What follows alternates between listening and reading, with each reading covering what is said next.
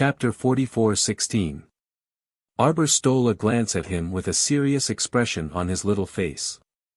He did not reveal his gossip-loving Joe character at all. His little face was serious, indicating that it was up to him to say it or not. Young Master Ding walked forward slowly, a smile on his lips. It would be a lie if I said I didn't hate him. It's just that I thought I hated him very much. Who would have thought that when I saw him again? He shrugged helplessly. It seems like that's all there is to it. You're right. I feel nothing. That's how I feel when I see Long Chuyu. Not feeling anything is the greatest feeling.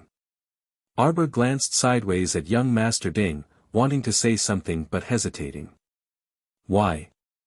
Are you trying to comfort me? Arbor rolled his eyes coldly at him. You're thinking too much. He took a step forward and stomped his foot down, creating a small hole in the ground. The venerable Peach Blossom Immortal waved his little golden fan and smiled faintly. Everyone has their own story. Jojo loves to listen to stories. It's really not a good habit. With her curious nature, she would be abducted by someone sooner or later. Mo Lien glanced sideways at him. What are you trying to say? The venerable Peach Blossom Immortal gestured with his chin at her and glanced at young Master Ding in front. Jojo wants to talk to him. Then let's talk. The venerable Peach Blossom Immortal snorted. You're really generous. She knows what she's doing. The venerable Peach Blossom Immortal could not help but roll his eyes. He continued to slander her. Unfortunately, we don't know if others know what they're doing. Mo Lien glanced sideways at him. A ruthless little Mo Lien jumped out of her heart. She used the hammer in her hand as if she was playing whack-a-mole. Thump, thump, thump, thump, thump, thump, thump, she hammered 18 times in a row. She hammered eldest Qin, Omega Kotoku, Ding Yun, Ming Yasi, Yuan Shichen, Feng Changqing, and a bunch of other people who kept popping out of the pit. Especially the Feng clansmen who had been indoctrinated by Feng Heping into the concept of boy toys. Mo Lien held a small hammer and hammered Feng Changqing and Feng Changfei's two big heads. Who asked you to marry Jojo? I'll beat you to death, beat you to death. When the venerable Peach Blossom Immortal saw that he did not speak, he could not help but cast a sideways glance at him, only to see him staring at him with a strange expression. What's with that look? Mo Lien turned her head without a word and walked away. After taking a few steps, she couldn't help but cover her face with her hand. How could he have such a strange and childish idea? Wait, why did it feel like something was missing from the gopher hole? Husband. Peach Blossom. Arbor suddenly turned around and waved at them. There seems to be a boundary here. We can't pass through it. Be careful. There's something strange about the space on this island. Mo Lien and He-Chen floated in her direction one after the other. Suddenly, they saw the layer of snow under the little stoic's feet abruptly collapse, and she instantly plummeted downwards. Young Master Ding, who was standing closest to her, subconsciously reached out to grab her wrist, trying to pull her up. However, Jojo's speed of descent was too fast, so he grabbed empty air. Anxious, he jumped down without thinking. Jojo. Mo Lien and He-Chen were both alarmed. Oh no, there seems to be a spatial formation here. Feng Changqing cried out in alarm. Everyone, be careful. Just as he finished speaking, a few people suddenly fell into the snow hole on the ground. Miss Sikong. Mu Xingchen turned around and saw that Sikong Fuling's feet had loosened. Just as she was about to rise into the air, everyone saw a withered vine shoot out from the ground and coil around her feet. Mu Xingchen reached out to grab her arm. Abruptly, he felt an irresistible force, and he also plummeted downwards with Sikong Fuling.0. Chapter 44:17. Xiao Mu knew that things were bad, but before she could break free and fly up, she felt an extremely majestic force dragging her small body down the entire way. As soon as she fell, she knew that there was indeed something wrong with this space. In reality, she didn't fall into any snow pit. She was probably pulled in by the mutated space here. The deserted island near the Snow Ridge Holy Land should be filled with natural space barriers and traps, as Ding Yun said. Chocho, what will happen if I hide in the star domain now? Master Silver, why don't you hide in here and eat something before continuing to fall? Arbor chuckled with a fake smile. Was Chocho not joking? But it was true. There was no use hiding in there now. She would still appear where she went in. If she wanted to fall, she had to continue falling. Therefore, there were many things that were useless to hide. She still had to face what she had to face. Based on your guess, how long more will I fall? I don't know, Master. The tree man who was watching the show had a large basin of pills in front of him and was throwing them into his mouth. To be honest, the little tree man didn't feel anxious at all. After all, she was his master. She was already a peak level 5 God Realm cultivator. How could she be troubled by such a small matter? While munching, Chocho said, Master, don't worry. You'll fall to your destination eventually. Pay attention to your defense. Open your defensive barrier. If it doesn't work, I'll set up a wood spiritual barrier for you. Master and Silver will protect you. Go, Master, go. Arbor, she really didn't want to talk to it right now. Arbor waved her finger. Several defensive talismans floated around her and instantly formed a small defensive talisman formation around her. She continued to fall, but she could feel that the speed of her fall seemed to have weakened a lot. Master, young Master Ding also jumped down with you just now. Chocho didn't mind watching the show and gloated. It's a pity that this space is very strange. As soon as he jumped down, he seemed to have been led astray into another passage. Arbor ignored it. She felt that she had fallen for a quarter of an hour before she saw a ray of light below. She took out a gravity talisman and slapped it on herself. Xiao Mu's body sank in midair, and when she looked down, she saw a stretch of jade-colored grass below her. The wind blew the grass and leaves, and everything was green. Stepping on the soft grass, Arbor pursed his lips and remained silent for a while. Then, he stretched out his fingers again and stuck a few defensive talismans on himself. Master Silver, do you feel unwell? Arbor raised his hand and summoned an ordinary spiritual sword from his inner world. He gently stirred the grass in front of him and walked forward expressionlessly. He didn't feel any discomfort, but he felt discomfort everywhere. It was very likely that the scene of green grass in front of him was just an illusion. Perhaps, wherever she walked, there would be mountains of corpses and seas of blood. Out of caution, the little stoic was willing to wrap herself in several layers of defensive barriers. She didn't want her skin to come into contact with anything around her. Master, do you want Chocho to come out and accompany you? Arbor was silent for a while before he said, no need. Alright, then Chocho will cook noodles for Master. If Master is hungry later, you can come in and eat. Arbor thought about it and nodded. Okay. She knew that Master would definitely pay attention to her when it came to food. Chapter 44:18. Chocho jumped down happily, then turned around and went to work. Xiao Mu walked for about half an hour in this expanse of lush green grass before finally stopping. Looking back, everything was still filled with an emerald color. Turning around and looking forward, the fragrant grass stretched to the heavens and the earth, as if there was no end in sight. Arbor leaped into the air and looked into the distance, but there was nothing out of the ordinary. As far as her eyes could see, there was still green grass. There seemed to be nothing out of the ordinary. She landed on the ground and sat cross-legged, her beautiful brows furrowed slightly. Right now, the situation was like a turtle trapped in a jar. It was as if it was completely trapped within the spatial barrier. However, she did not know where this domain was, and for the time being, she could not find a way to break this barrier. Arbor looked up at the sky. There were no clouds in the sky, and it was a clear blue. Who would have thought that they would be able to see such pure blue light in a domain like this? Since she was already here, Arbor was not in a hurry. She waved her hand and brought out the bowl of vegetables and meat noodles that Chocho had cooked. "Master, do you have any plans after finishing this bowl of noodles? Why don't you let Chocho try and see if it can break this barrier?" Arbor slowly picked up her chopsticks and put it into her mouth expressionlessly. She did not say anything. Chocho was familiar with her personality. When she was thinking, she did not like to respond to anyone.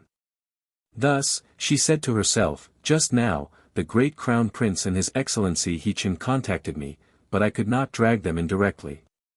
This shows that the surrounding space is very strange. The people who seem to be around us may be separated by thousands of mountains and oceans." Xiao Mu was sitting on a small, sparkling golden stool. She held her bowl of noodles in her hands and ate mouthful by mouthful. "Master?" Arbor raised her head slightly, only to see the scenery in front of her wavering slightly. Two tall and straight figures appeared in the air in front of her. Looking at the situation, the two of them were walking in a cave. On the stone wall, there were a few twisting black snakes with scarlet eyes that slowly slithered down the wall. Suddenly, one of the snakes shot out. The venerable Peach Blossom Immortal glanced at it from the corner of his eyes.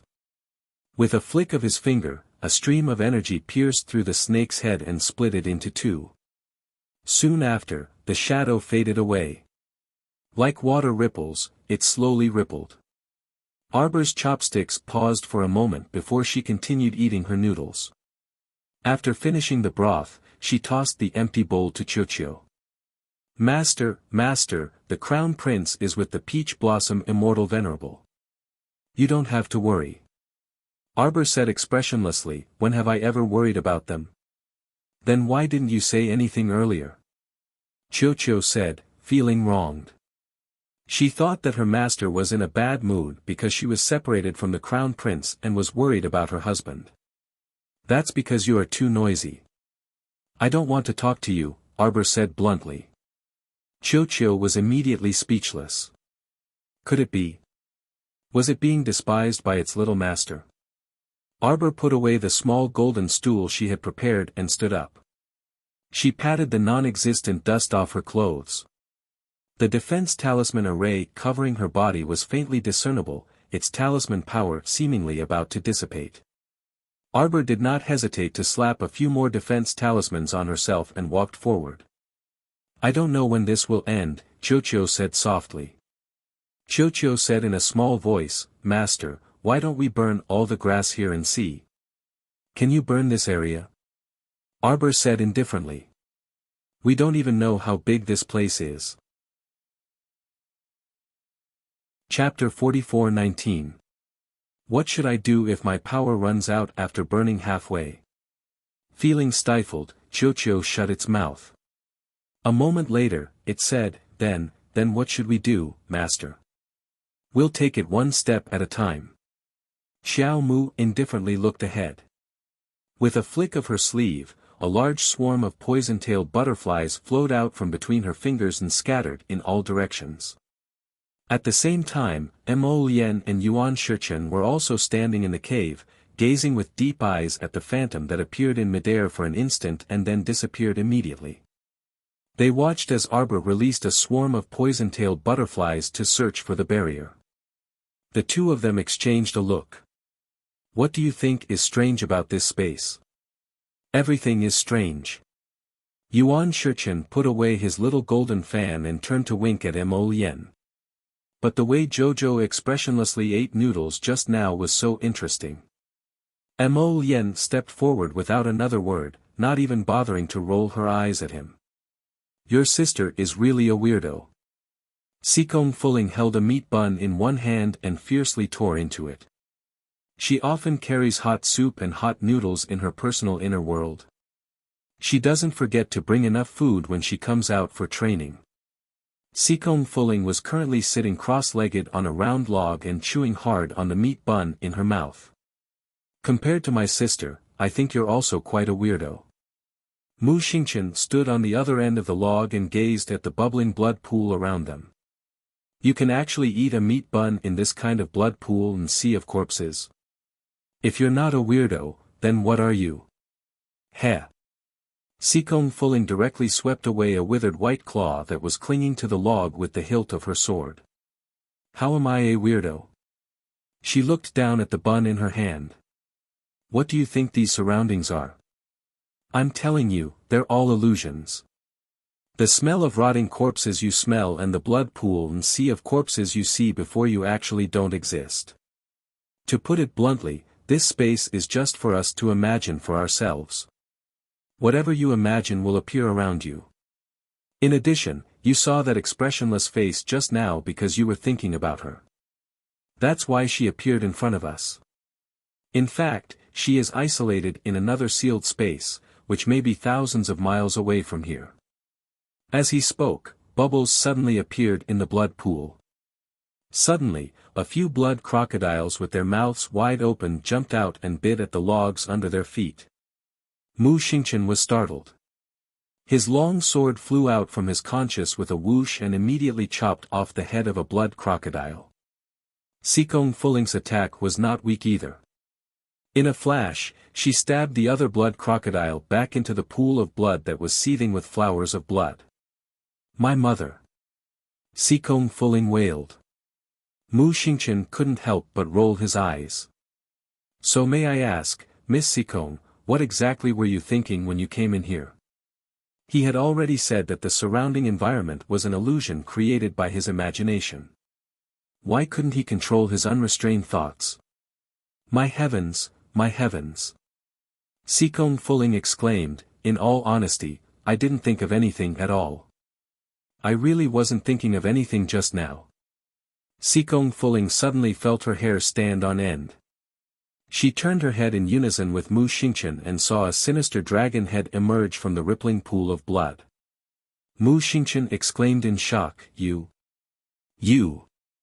Why are you thinking of that black dragon again? Chapter 44:20. I wasn't thinking about that black dragon. Sikong Fuling complained incessantly, her face already scrunched up into a ball. She fiercely slapped the back of her head, wishing for nothing more than to slap herself. Who told you to run your mouth off and let your thoughts run wild and wanton? Why did you think of that dragon in that damn stoic face's dream? This fellow recalled in horror that she indeed rejoiced for a split second in her heart just now. Thank goodness, it was only a few blood crocodiles that weren't too big or too small, and not that violent black dragon in that Sundra little stoic's dream. In the end, she seemed to have met a tragic end right away. Hurry and paddle, Mu Xingchen. Sikong Fuling couldn't care that much anymore and directly used her long sword as an oar to paddle the bloody water in the pool.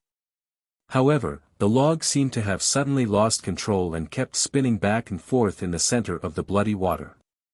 Mu Xingchen lifted her up, kicked the log aside, and fled in the air. Hurry and recall that black dragon in your head.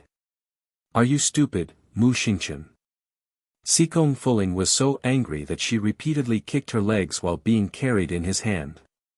She shouted angrily, Don't tell me you don't know.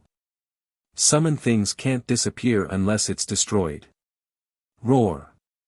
That pitch-black and extremely malevolent black dragon finally burrowed out of the bloody pool. It leaped into the air and chased after the two of them. Think of something good. Mu Xingchen couldn't resist roaring. Defend, defensive shield. Sikong Fuling's mind was a mess when she saw that black dragon snaking its way up and chasing after them, and she suddenly shouted. The black dragon bit down on the defensive wall in front of the two of them, immediately crushing it into powder.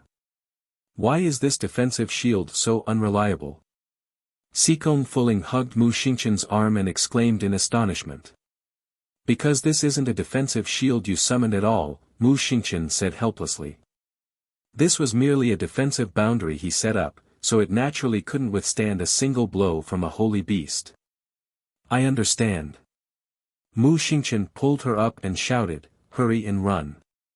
Apart from summoning things that harm others and themselves, this godforsaken place seemed to be unable to summon anything good. Even if you want to think positively now, there's no way to realize it. On the contrary, Mu Xingqian hurriedly stopped his surging thoughts and shuddered violently. He almost blurted out something again. Mu Xingqian. Xikong Fuling staggered in midair and nearly fell into the blood-colored pool. Mu Xingqian hurriedly reached out to grab her. When he looked back, he saw a black dragon chasing after them with a roar. Let's go. Xiao Mu paused in her steps and suddenly looked back. There was a patch of fragrant grass, and it was as if nothing had appeared. She turned around and took 2 more steps. Suddenly, the sound of a spirit sword leaving its scabbard rang out. The spirit sword in his hand stabbed backwards at an extremely fast speed, bringing out a figure that fell to the ground with a plop. The little stoic expressionlessly turned around to look. That thing slowly arched up, and the bones all over its body creaked. His head slowly rotated in a 360-degree circle before facing Xiao Mu head-on, and his pair of dead fish eyes rolled upward. Gah! That thing suddenly let out an ear-piercing shriek and shot toward Arbor with abnormally swift and violent movements. At the same time, the surrounding grass rustled, as if countless zombies were crawling out and gathering. Chapter 44-21. In the blink of an eye, Arbor's hand shook, and a thin piece of paper flew out from her conscious. It slowly unfolded like a painting scroll slowly opening up. Light flowed out, and the painting displayed the mountains, rivers, sun, and moon with her current cultivation. The Tianji treasure blueprint could already open up the 10th layer of the attack. Thousands of streams of light flowed out of this tiny blueprint, turning into specks of gravel that emitted a lustrous white light. They shot out in all directions. A moment later, Arbor looked at the already quiet air around her and silently put the Tianji treasure blueprint back into her conscious. Qiu, I was just wondering if there would be corpse puppets here. In the end, Master Silver, this place can't be the legendary realm of misfortune, right? Realm of misfortune. Qiu simply flew out of the star domain and climbed onto Arbor's shoulder, dancing with joy as it said, legend has it that in the realm of misfortune, all fantasies will come true. The little tree ant climbed onto her shoulder and looked around.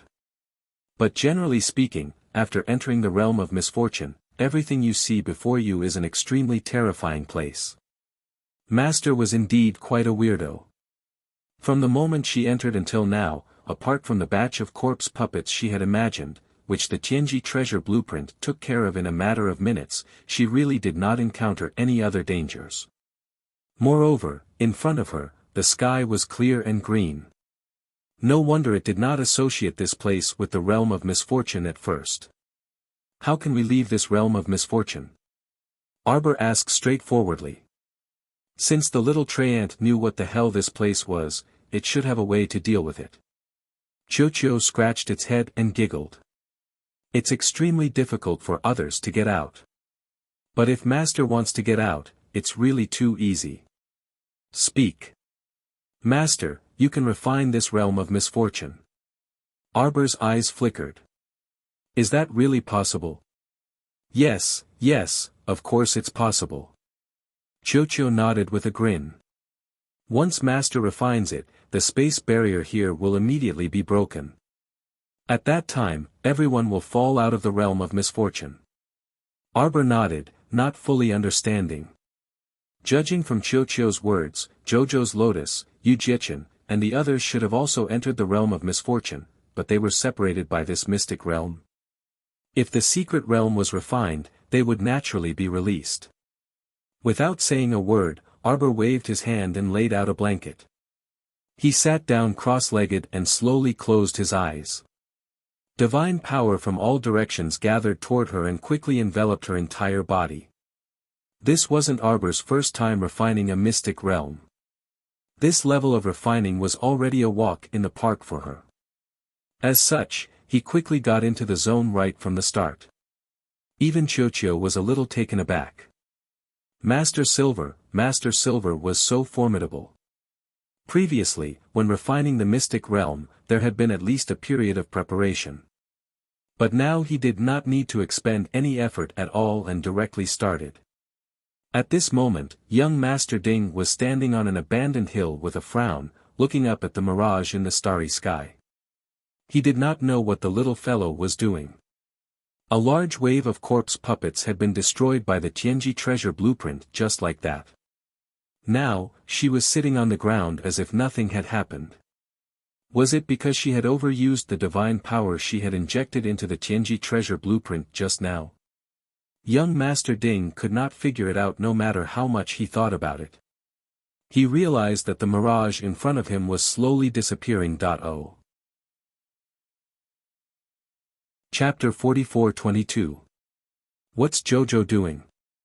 Yuan Shichen pulled out his sword from the wall and turned to look at Mo Lien, who was studying the illusion carefully. This place was really strange.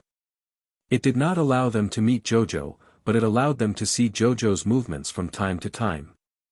It made them itch and annoyed. Mo Lien was silent for a long time.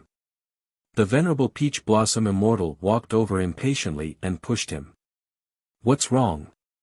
We'll probably meet Jojo soon. Oh. Yuan Shichen's interest was immediately piqued. They had been walking back and forth in this dark and gloomy cave for a few hours. It was the same path, the same scenery. They had already killed 3 snake kings that were as thick as bowls, but they still could not find a way out. However, each snake king was stronger than the last. Can you stop letting your imagination run wild? Rein in your thoughts. Mo Lien looked at him helplessly. Why do you keep thinking about snakes and snake kings? Can't you think about scorpions and centipedes? As Mo Lien said this, he suddenly realized something. He slowly turned his head and met Rotten Peach Blossom's eyes. The two of them quickly turned their heads and saw a large number of centipedes and scorpions climbing down from the wall. Without another word, they broke into a run. Their slender figures flashed through the cave like lightning. Fuck. The venerable Peach Blossom Immortal could not help but curse. Mo Lien, are you a pig? You told me not to think nonsense. What are you thinking about? Can't you think about 17 or 18 Jojo? Jojo hugging a gold brick, Jojo hugging a jade pearl. Do you think it's a perfect picture? There's no use thinking about it. There's nothing beautiful in this place of misfortune. Would it conjure up 17 or 18 cute Jajas? Dream on. So why don't you think about centipedes and scorpions? Why don't you think about an 8-horned centipede king that broke out of the wall? Boom! The cave in front of them collapsed. The shadow of a black and white behemoth crawled out of the crack in the wall. Mo Lien felt her scalp go numb. She slapped the black line of fire away and scolded, "You're the pig." Ma Shichen wished he could bite off his own tongue. Mu Xingchen, I'm telling you, block it. Block it. Sikong Fuling clutched her bloody arm and widened her eyes in horror as she stared at the big black dragon spewing lightning across from them. If you do that again, I'm telling you, I'm done for. It's over. If it were any other time, Sikong Fuling's rippling voice would certainly make people laugh. But now, they really didn't have the energy to laugh, and the two simply couldn't cry. If I die, then so be it. Mu Xingchen closed his eyes and took out 17 to 18 divine power beads from his inner world. Wait. Could it drop? Will it affect us? What's going on, Mu Xingchen? Did you notice that the ground is shaking? No, that's not right. It seems like the entire space is shaking and shattering. Mu Xingchen grabbed Sikong Fuling and leaped backward. He was about to throw out the divine power beads in his hand when he saw the black dragon baring its fangs and brandishing its claws in midair. It seemed to be bound by something as it roared and rolled in the air. The dragon's entire body was tightly constricted in a whirlwind as though it was being sucked away by some demon-subduing spirit weapon. It turned into a cloud of dust and disappeared before their eyes. The sound of something shattering could be heard. The two of them looked at each other and screamed as their bodies fell down.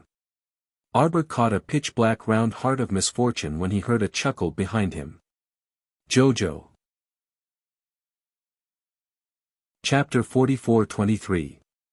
Arbor turned to look and could not help but frown. Why was it him? Young Master Ding was dressed in a light blue robe that was spotless. He looked rather elegant and at ease. It seemed that the realm of misfortune did not cause him any trouble. This guy did not look disheveled at all. What a coincidence, Jojo. Arbor did not say anything. She only glanced at him from the corner of her eyes, then looked around. At this time, they were stepping on wet and gloomy water, and the walls were damp rocks. This was an underground karst cave. A faint light shone from the end, looking purple and yellow. Ding Yun walked slowly to her side and said casually, Jojo, it seems that we have to walk inside to find out what happened. That realm of misfortune was so strange. It's not strange to say that it swallowed 20,000 people. Although Arbor did not say anything, she agreed with young Master Ding's view. Seeing that she did not speak, Ding Yun's expression was calm and he was not angry. He smiled and said, this place is very narrow. We can see a thing or two at a glance. Why don't we walk forward together? Maybe there's a wider area and we can find traces of people. This underground cave is very big. Be careful. Xiao Mu reluctantly gave him an unsightly look before nodding. With 1 foot higher than the other, Xiao Mu felt uncomfortable everywhere as she treaded on the cold, damp water as she advanced. Fortunately, she had changed into a pair of thick boots before she left.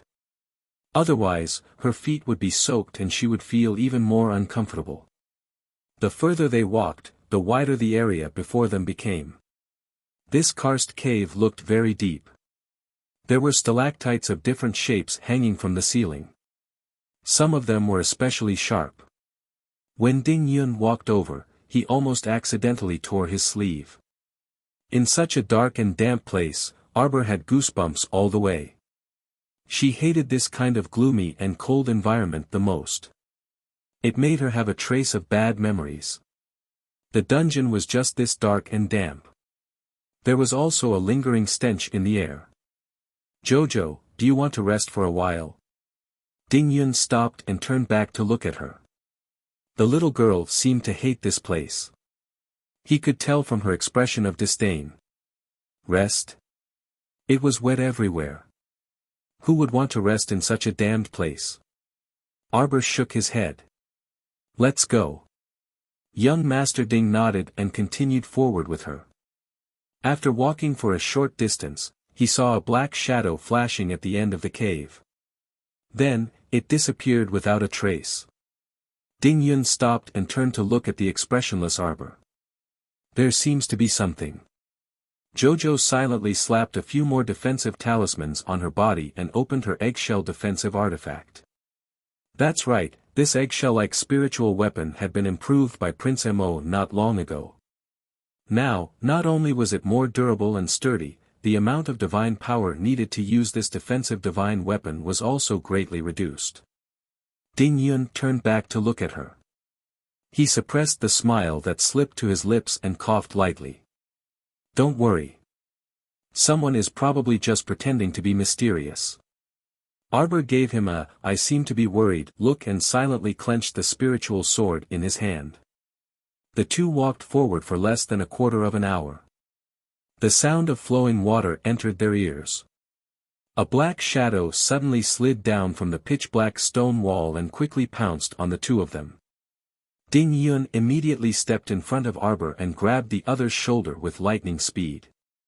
The moment he touched her, he felt a bone-chilling coldness freeze his fingers. Chapter 44-24. Immediately, he channeled a trace of wood spiritual energy and slapped the person's chest.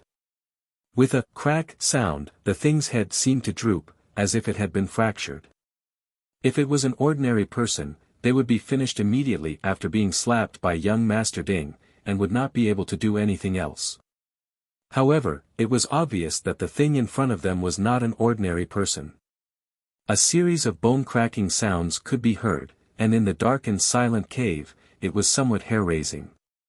The black shadow with its drooping head slowly raised its head, and 2 clusters of green will-o'-the-wisps appeared in its eyes. When it shone in the dark cave, Arbor immediately averted her eyes in disgust. Suddenly, a hand reached for her shoulder and grabbed at her through the defensive barrier, but it was quickly rebounded by the defensive light. That person seemed to be in pain from the rebound, and cursed out loud, "Stupid girl, look carefully before you hit me." Xiao Mu turned around for a glance, her brows knitting together. "Why is it you? Why can't it be me?" That person rolled his eyes at her in annoyance, then looked behind her and his expression changed. "Come with me quickly." He turned and rushed into the stone wall beside them, disappearing in an instant. Arbor was surprised. It seemed that there were stone walls all around them, and they looked quite sturdy, but she did not expect that guy to pass through in an instant.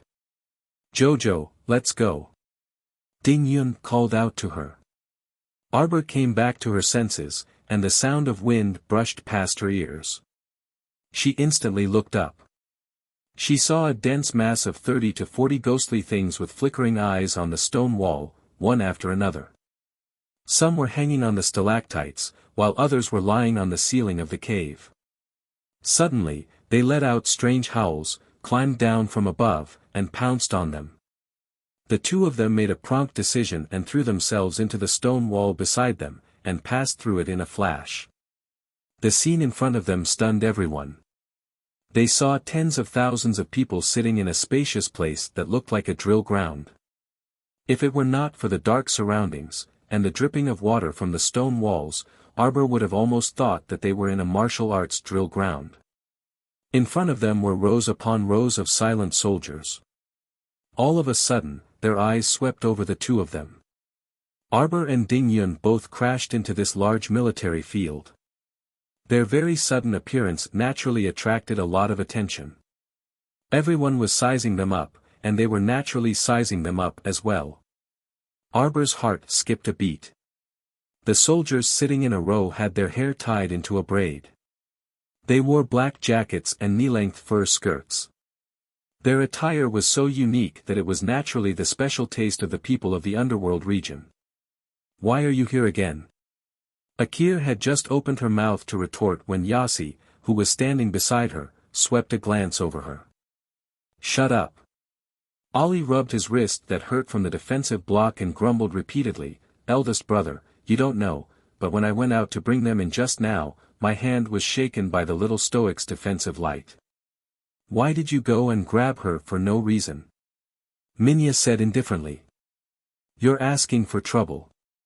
It wasn't his first time coming into contact with this stoic face. He should know what kind of person she was, right? She was a little hedgehog that pricked anyone who touched her. Ali was indignant. He pursed his lips and snorted, grumbling, "Isn't it all to remind her?" Minya's face was stern as he strode to Arbor. "Long time no see." Chapter 44-25. Sir Jojo swept an expressionless glance over them. His pitch-black eyes looked around with a spirited expression. Many people were squeezed together.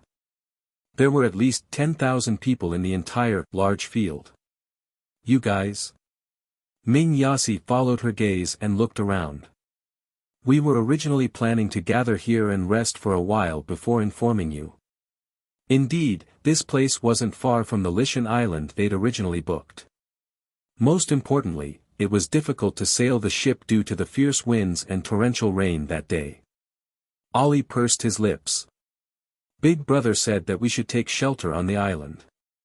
Ming Yasi nodded slightly in silence. Arbor was rather surprised. She'd received news that 20,000 people from the Divine Prefecture and Song Prefecture had arrived on the island. She hadn't expected that the Dark Prefecture army had already arrived. How long ago? We've been trapped here for at least 5 days, Ming Yasi said with certainty. After they'd been trapped, he'd been instructing people to keep track of the time, so he was well aware of the passage of time. Xiao Mu creased her brows upon hearing this. This meant that Ming Yasi's group had arrived earlier than the elites from the Divine Prefecture and Song Prefecture. But didn't they find it strange? Arbor glanced over. Why must we rest on this deserted island? Ming Yasi's expression froze. He thought back to that day and said in a low voice, that day, the winds were fierce and torrential. A few ships just happened to run aground. When he said this, he also felt that this matter was rather coincidental. He was an intelligent person to begin with, so he immediately understood some things. Jojo, you mean that someone deliberately set up a formation in the water to lure us onto the island? Arbor nodded. Wasn't this already very obvious? When she'd come to the River of Forgetfulness with Long Shi's group, they'd also passed through this waterway, but nothing had happened to them then. There's a natural realm of misfortune on this island. Have you encountered it before? Of course not. Otherwise, these people wouldn't still be in such a neat and tidy state. Although these soldiers were all experts above the 12th level of the spirit realm, most of them probably wouldn't be able to escape unscathed in the realm of misfortune. Arbor looked up at Ming Yasi when she thought of this. As expected, Ming Yasi looked at her and shook his head. Realm of misfortune? Never. Oh. The little stoic replied faintly. Everyone's gazes simultaneously looked towards the little stoic's expressionless face. Why did he suddenly feel that the air was a little quieter, as if there was nothing to say? Could it be an illusion? The soldiers looked at each other, then silently shifted their gazes to His Highness Maya's. Ollie couldn't help but chuckle. What realm of misfortune? You make it sound so mysterious. In any case, we've never met them. What's wrong? Did you fall into the secret realm? Young Master Ding smiled and nodded elegantly. We did fall in, but Jojo quickly fished us out. Ming Yasi creased his brows and approached the little stoic. Come here. Xiao Mu straightforwardly took a step back. Everyone's gazes instantly landed on her. There were very few women who dared to be so impudent in front of His Highness. Young Master Ding also stepped forward to block her and said with a smile, Ming Province's Crown Prince, the most important thing we should do right now is to immediately discuss a strategy to leave this place. Ming Yasi's cold gaze swept over young Master Ding. Move aside. Chapter 44-26. I don't need you to remind me. This Highness naturally knows what's most important. Ming Yasi glanced coldly at Ding Yun. Just as he was about to speak, he heard Akir's cry of alarm from the other end. Brother! She staggered over as if possessed by a sickly beauty. She clutched her chest with one hand and fell towards Ming Yasi in a panic. Ming Yasi's body movements were honest, and he very swiftly shifted his position to the side to avoid her fall. Seeing Akir fall head first onto the ground with a cry, Ali hastily reached out to support her. He then called out, Akir, what's wrong with you? Young Master Ding turned to look and just happened to see the little stoic's taut face. She rolled her pitch-black eyes, a faint disdain showing on her face. This little expression was truly so vivid that it made people feel that this stoic face suddenly radiated with a bit of brilliance. Poison, poison, Akir's face flushed red, and she cast a sidelong glance in Arbor's direction. As a result, the surrounding soldiers, as well as young Master Ding and Ming Yasi, naturally focused their gazes on the little stoic again. Everyone knew that this stoic face was an extremely outstanding pill talisman master. Miss Akir's pained expression couldn't have been that this stoic face had secretly attacked her as soon as she came in, right? Who knew that the little stoic would expressionlessly glance at Akir? Don't you know how to act too much? Ming Yasi also reprimanded with a sullen face, stop fooling around. Quickly stand up straight. Akir clutched her collar with one hand, crumpling it. She turned to Ming Yasi with a pained expression and asked, "Brother, you believe outsiders and not me?" I wa. As she spoke, Akir suddenly spat out a mouthful of blood, and everyone's gazes instantly changed. Ali grabbed Akir's arm especially agitatedly and glared at the little stoic. "What's wrong with you? Are you looking for trouble as soon as you arrived? I specifically went out to lure you guys here to take refuge, but you avoided trouble." The little stoic was silent and didn't say anything. Akir whined and wept. On the other hand, Ming Yasi glared at his younger brother with extreme impatience. "Can you grow a brain? Don't lose your wits just because a woman cries with a few words. How can I let you manage the Wu Zhong army in the future?" Ali was instantly rendered speechless by his brother's scolding. He could only stammer, "But Akir, she looks very uncomfortable. The two of them were so far apart, how could she poison him? Do you think you can poison her alone when there are so many of us here?" Ming Yas scolded in annoyance. "Scram to the side." Ali thought about it and agreed. His face alternated between green and white as he cast a sidelong glance at Arbor. He was about to help Akir to the side. Unexpectedly, Akir's body trembled violently as though all the hair on her body was about to fall off. She spat out another mouthful of blood. How could the surrounding soldiers still sit still? They all stood up and stared at Ding Yun and Arbor with vigilance. Young Master Ding grinned and reached out to block Jojo. His expression was calm as he cast a glance in Yassi's direction. "Isn't it interesting?" Ming Yassi's handsome face darkened as he stared coldly at the smiling man in front of him. "You did it?" Ding Yun tilted his head. "Isn't it interesting to pretend to come true?" "You." Ali pointed at Ding Yun. "Hurry and treat Akir's poison." Young Master Ding shrugged. "That will depend on her luck." Chapter 44-27. Ming Yassi's gaze changed, and he looked at the person in front of him warily. Just now, most of his attention had been on this person. This person looked like an elegant and gentle gentleman, but he didn't expect him to be so ruthless. Other than Arbor, probably no one present knew when he attacked and how he poisoned her. As expected, young Master Ding's special ability was extremely interesting. Not only could he change his appearance at will, but he also fused the venom of the evil beast, Fire Qilan Fang's snake, and turned it into his own ability to dissolve poison. This was a person who was born with poison. He didn't need to wave his hand at all. As long as he wanted to, he could release poison and kill people with just his breathing and speech. "Akir, hurry up and get over here," Ming Yassi called coldly. Under his icy gaze, Ali could only quickly retract his hand. Once he let go, Akir weakly fell to the ground with a plop, and her entire body lay on the ground powerlessly. "Your clumsy act has already been exposed," Ming Yassi said coldly. "Hurry up and apologize. Don't you want your life anymore?" Akir glared furiously at Arbor. This person was born to oppose her, right? Ever since she started fighting with this person, she had never gained any advantage over him. The most abominable thing was that this kind of woman actually had an ancient marriage contract with Big Brother Yassi. Truly infuriating, infuriating. Truly infuriating. Her brother said she was acting, but she clearly hadn't even started her act when she was really fucking poisoned.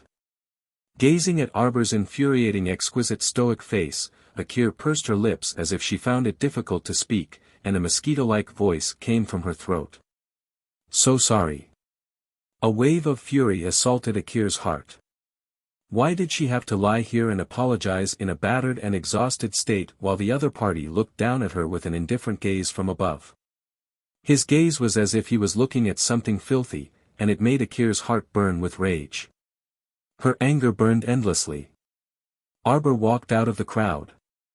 Ali looked at her in bewilderment and shouted at her back, "Hey, what do you mean by this? Didn't you detoxify the poison in her body? I poisoned them. The little stoic cast them a chilly glance. But this? Ollie looked at her and then turned to look at the innocent young Master Ding. If you open your mouth, this young master will detoxify Akir's poison. Arbor's cold eyes fell on Ollie's face. That cold gaze instantly made the young man tense up. He had an instinctive premonition and wanted to avoid it immediately. You want to die? Everyone stared at her in shock. Wasn't the little stoic a bit too arrogant? She and that young master were facing the entire underworld prefecture's army of 10,000 people. How could they say such harsh words to young Master Ollie? Whoever placed the poison should treat it. You've asked the wrong person for help, the little stoic said coldly. Yo was so angry that he was trembling a bit. He pointed at the little stoic before looking up at his elder brother whose expression was still unsettled. You really can turn hostile and be heartless. No one present was a fool. Once they heard this, they knew that the little girl was evading the responsibility. It was only then that Akir panicked a bit. She looked pitifully at Ming Yasi. Brother Yasi. Ming Yasi's patience with her had long run out. The more he looked at her, the more annoyed he felt. He had nowhere to vent his anger, so he turned to shout at Ollie, I already said not to bring her here to stir up trouble. You brought this upon yourselves, deal with it yourselves. Chapter 44-28. Akir couldn't resist wailing, and she did her utmost to restrain her trembling emotions. Ollie couldn't bear it when he saw this. He walked up and whispered in front of Ming Yasi, Brother, you have to help Akir. Akir didn't do it on purpose, young Sir Ding floated past them with a grin. Ollie immediately glared daggers at him. You brat, stop right there. You're quite impressive. You dare to be so arrogant in the midst of an army of 10,000? Hurry and detoxify the poison in my sister's body. Did you not understand Jojo's meaning? Young Sir Ding turned around and winked at him. Jojo said not to save her. Let her suffer.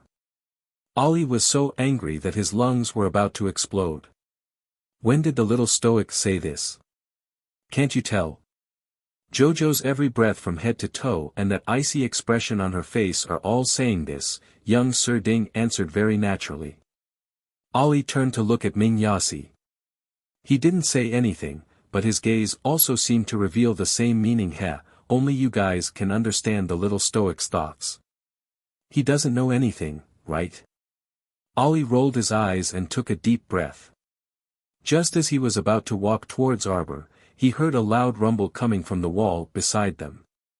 Some of the soldiers who were originally sitting on the ground hastily stood up. When they turned around to look, they saw a large hole in the wall. Everyone immediately drew their sabers and swords defensively. The atmosphere was so tense that it could erupt at any moment. Everyone was prepared to fight those monsters with green eyes outside. They saw a few soldiers in short armor jump out of the hole with two whooshing sounds. They looked at them with big eyes and hurriedly said, Heir presumptive Crown Prince. There are Ming Province soldiers here. When the little stoic saw a person come out of the hole, her eyes clearly brightened. She skipped forward in high spirits and looked behind that person. His Majesty didn't come. Vassal Heir Rong glanced at her helplessly. For some reason, he instantly understood what the little anticipation in her eyes meant. As expected, after his words stopped the little stoic's movements, this fellow immediately put on an icy expression and glanced at him. Crown Prince Rong was well aware of the young lady's tricks, so he quickly said, His Majesty is not a liar. It's just that I've just ascended to the throne and there are many things to do, so I don't have the time. His Majesty misses you very much. Crown Prince Rong coughed lightly and said, He wanted me to tell you, Jojo, I've received your space ring. I can't repay you for your deep affection, so I can only repay you with my body in the future. Everyone's expressions changed. After this weird conversation, they already knew which weirdo was the one who said this. Mr. Jojo stared at Crown Prince Rong expressionlessly. What happened to your hand? It's nothing. It's just that there was some friction when we were fighting the monsters outside, Crown Prince Rong said calmly. Come here. Arbor roared at him. Everyone's expression changed again. The little Crown Princess' attitude towards the people of Tsangzhou was obviously different. Did you run into Jojo's Lotus and the others on your way here? The little stoic asked as she applied medicine for Crown Prince Rong. Crown Prince Rong shook his head. Prince Emo also came. Oh right, why are you here? To find you, of course. Arbor glanced at him and turned on his mocking mode. 20,000 people, oh no, it should be 30,000 people now. They disappeared without a trace after landing on the island. Heh heh, a bunch of weaklings. Everyone heard a bit of disdain in his voice. Chapter 44-29. It wasn't difficult for Rong Qing to discern the slight disdain in the little stoic's tone. She glanced at her with a rather helpless gaze. Actually, it really was just an accident. Our fleet encountered Commandery Princess Wushuang. Both sides were negotiating when suddenly violent winds and torrential rain, lightning flashed, and thunder rolled. How do you know? Air Rong looked at her curiously. Arbor glanced askance at Min Yasi, who was quickly walking forward. He also encountered it. Air Rong wasn't stupid and immediately caught on. We were tricked by a formation. Who do you think tricked us? Is it Tianyun? Does he want to slaughter us all in one go? Arbor turned to Rong Qing and the others with a stoic face. Based on my intuition. Rong Qing nodded, looking like she was listening attentively. It's probably because your large group was annoying, so someone purposely set up a formation to temporarily trap you on the island for several days. Once the time limit is up, you'll probably be able to leave. Everyone was stunned. Arbor glanced at them coldly. The person who lured you onto the island definitely had no intention of harming you. Otherwise, they only needed to lure you into the realm of misfortune. Arbor swept a glance over them. Just the nightmares alone are enough to scare you to death. The realm of misfortune was equivalent to a realm of certain death. How many people did they think would be able to escape unscathed after they entered? Then what about those green-eyed monsters on the island? Aren't those strange things created by Tianyun? Someone immediately questioned. Arbor shook his head. Those corpses can only climb and can't stand upright. Their eyes even emit green flames. They should be puppets controlled by a kind of ghost fire heart-devouring worm that likes to parasitize corpses. Ali still wanted to speak, but Arbor continued indifferently. Tianyun has already improved the corpse puppets to special class rank 2 and created a type of corpse puppet that can control zither sounds to kill humans. So how could this kind of thing possibly catch their eye? Tianyun already disdains playing with such low-class things. Now, Tianyun is wantonly refining and improving the medicinal liquid to accelerate the crystallization in the corpse puppet's brain. In the future, he may be able to create a perfect corpse puppet that is closer to a human. It may even be able to hide in the crowd and be unknown to others. Hearing this, Rong Qing, Ming Yasi, and the others couldn't help but shudder. Tianyun can actually develop the corpse puppet caused to such an extent. Arbor nodded with an expressionless little stoic face. It's up to you to believe it or not. Of course I do. Crown Prince Rong immediately nodded his head, showing his unconditional support. When His Majesty left, he instructed us to listen to your opinions. His Majesty praised you for your intelligence and wisdom, which is unique in the world. Your analysis is so orderly and logical. It must be correct. Everyone couldn't help but burst into laughter. This Prince Qing's heir looked like a talented, elegant, and exceptionally fine young master, but she didn't expect that he actually had the habit of being a lackey. He didn't forget to seriously praise the little stoic every 3 sentences and conveniently mentioned that this was their monarch's intention. His heart was clear to all. The little stoic looked at him very expressionlessly. However, everyone inexplicably felt that the little girl seemed to be in a pretty good mood right now. Could it be that this fellow subconsciously liked to listen to other people's praises? But it made sense when they thought about it. This stoic face might normally be expressionless, but her mental activities were probably richer than anyone else's. Chapter 44:30. Probably, the more arrogant and icy her face was, the more awkward and fiery her heart was. Everyone couldn't help but glance at the little stoic a few more times. Her expression was solemn as she asked without batting an eyelid, "You said Wuxia also came?" Rong Qin nodded. A day ago, she exchanged a few words with Commandery Princess Wuxia across the boat. At the time, third young Master Fu was also by her side. "We're fine, so those two should also be fine." Rong Qin merely thought she was worried about the safety of the Divine Prefecture army, so she comforted her. Arbor muttered to himself for a moment before nodding and saying, "That's probably the case." "May I ask who lives on this deserted island?" Rong asked in confusion. "What are your intentions for keeping us here for no reason?" Arbor appeared very calm. "Since we're here, let's just take things as they come." There was no use in being anxious. In any case, everyone had an inner world and had food and drinks. If worse came to worst, they could just cultivate here. "What do you mean, since we're here?" "Of course you can say that when you're not injured or in pain. If you're locked up on this deserted island for 3 to 5 years, let's see if you can still smile at that time." Ali grabbed Akir, who was twisting her body with all her might. "Akir, don't," he wanted to persuade her to stop provoking this fiendish little stoic. In the end, he simply couldn't hold on to this jealous woman and flung her away. "Hand over the antidote." Arbor turned around and stared icily at the woman who stumbled over. Before she could even get close, Crown Prince Rong signaled with his eyes and the woman was stopped by 2 Zhangzhou guards. Akir struggled with all her might as her arms were grabbed. She shouted like a madwoman, "Woman, don't push your luck. Hurry and hand over the antidote." Arbor couldn't help but frown and turn to look at Ming Yasi. "I've always wanted to ask you a question." Ming Yasi's intuition told him that this guy wouldn't ask any good questions. His mouth silently twitched, but his expression was very calm. "Speak. Why do you always keep an idiot by your side to cause trouble?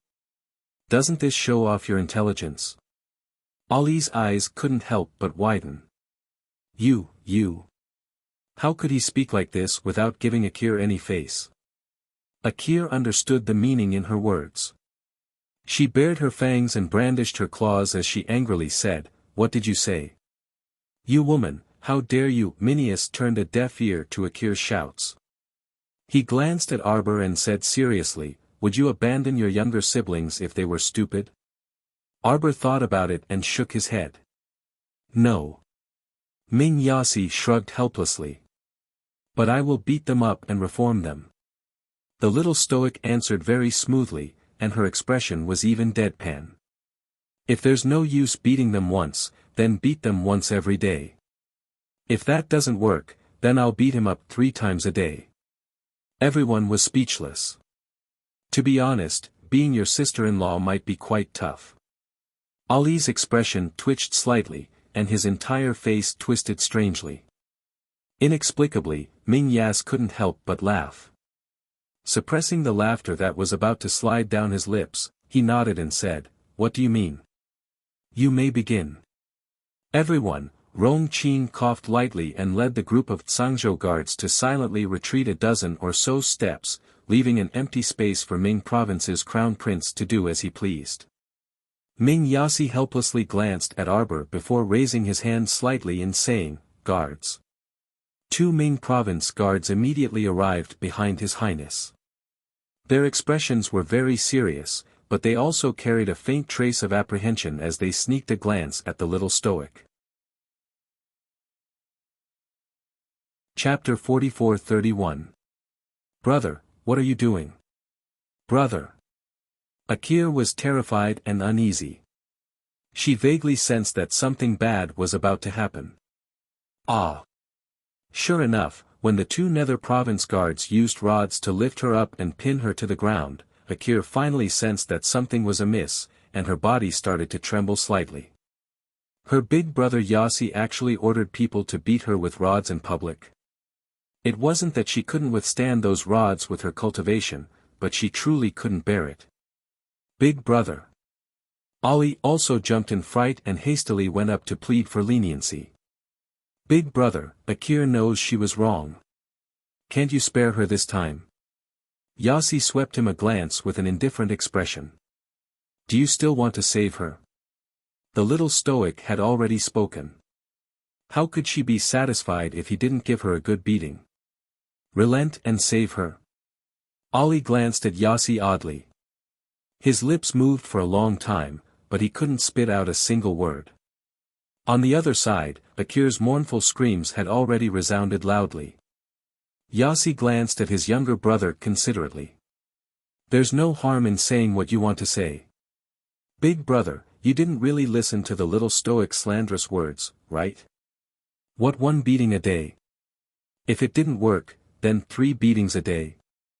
This couldn't be true, right? Yassi swept him a glance. Although the little stoic's attitude isn't good, she's right about one thing. You and Akir should indeed be taught a lesson. One had to know that there was always someone better than you. Of course, it wasn't good to keep stirring up trouble, but it was even worse to stir up trouble when you didn't have the strength. Ali looked at his older brother in astonishment. If it was possible, tears might be streaming down his cheeks right now. Did Big Brother really get successfully brainwashed by the damn stoic? Ah! Ow! Akir gnashed her teeth and shouted angrily, Arbor, just you wait.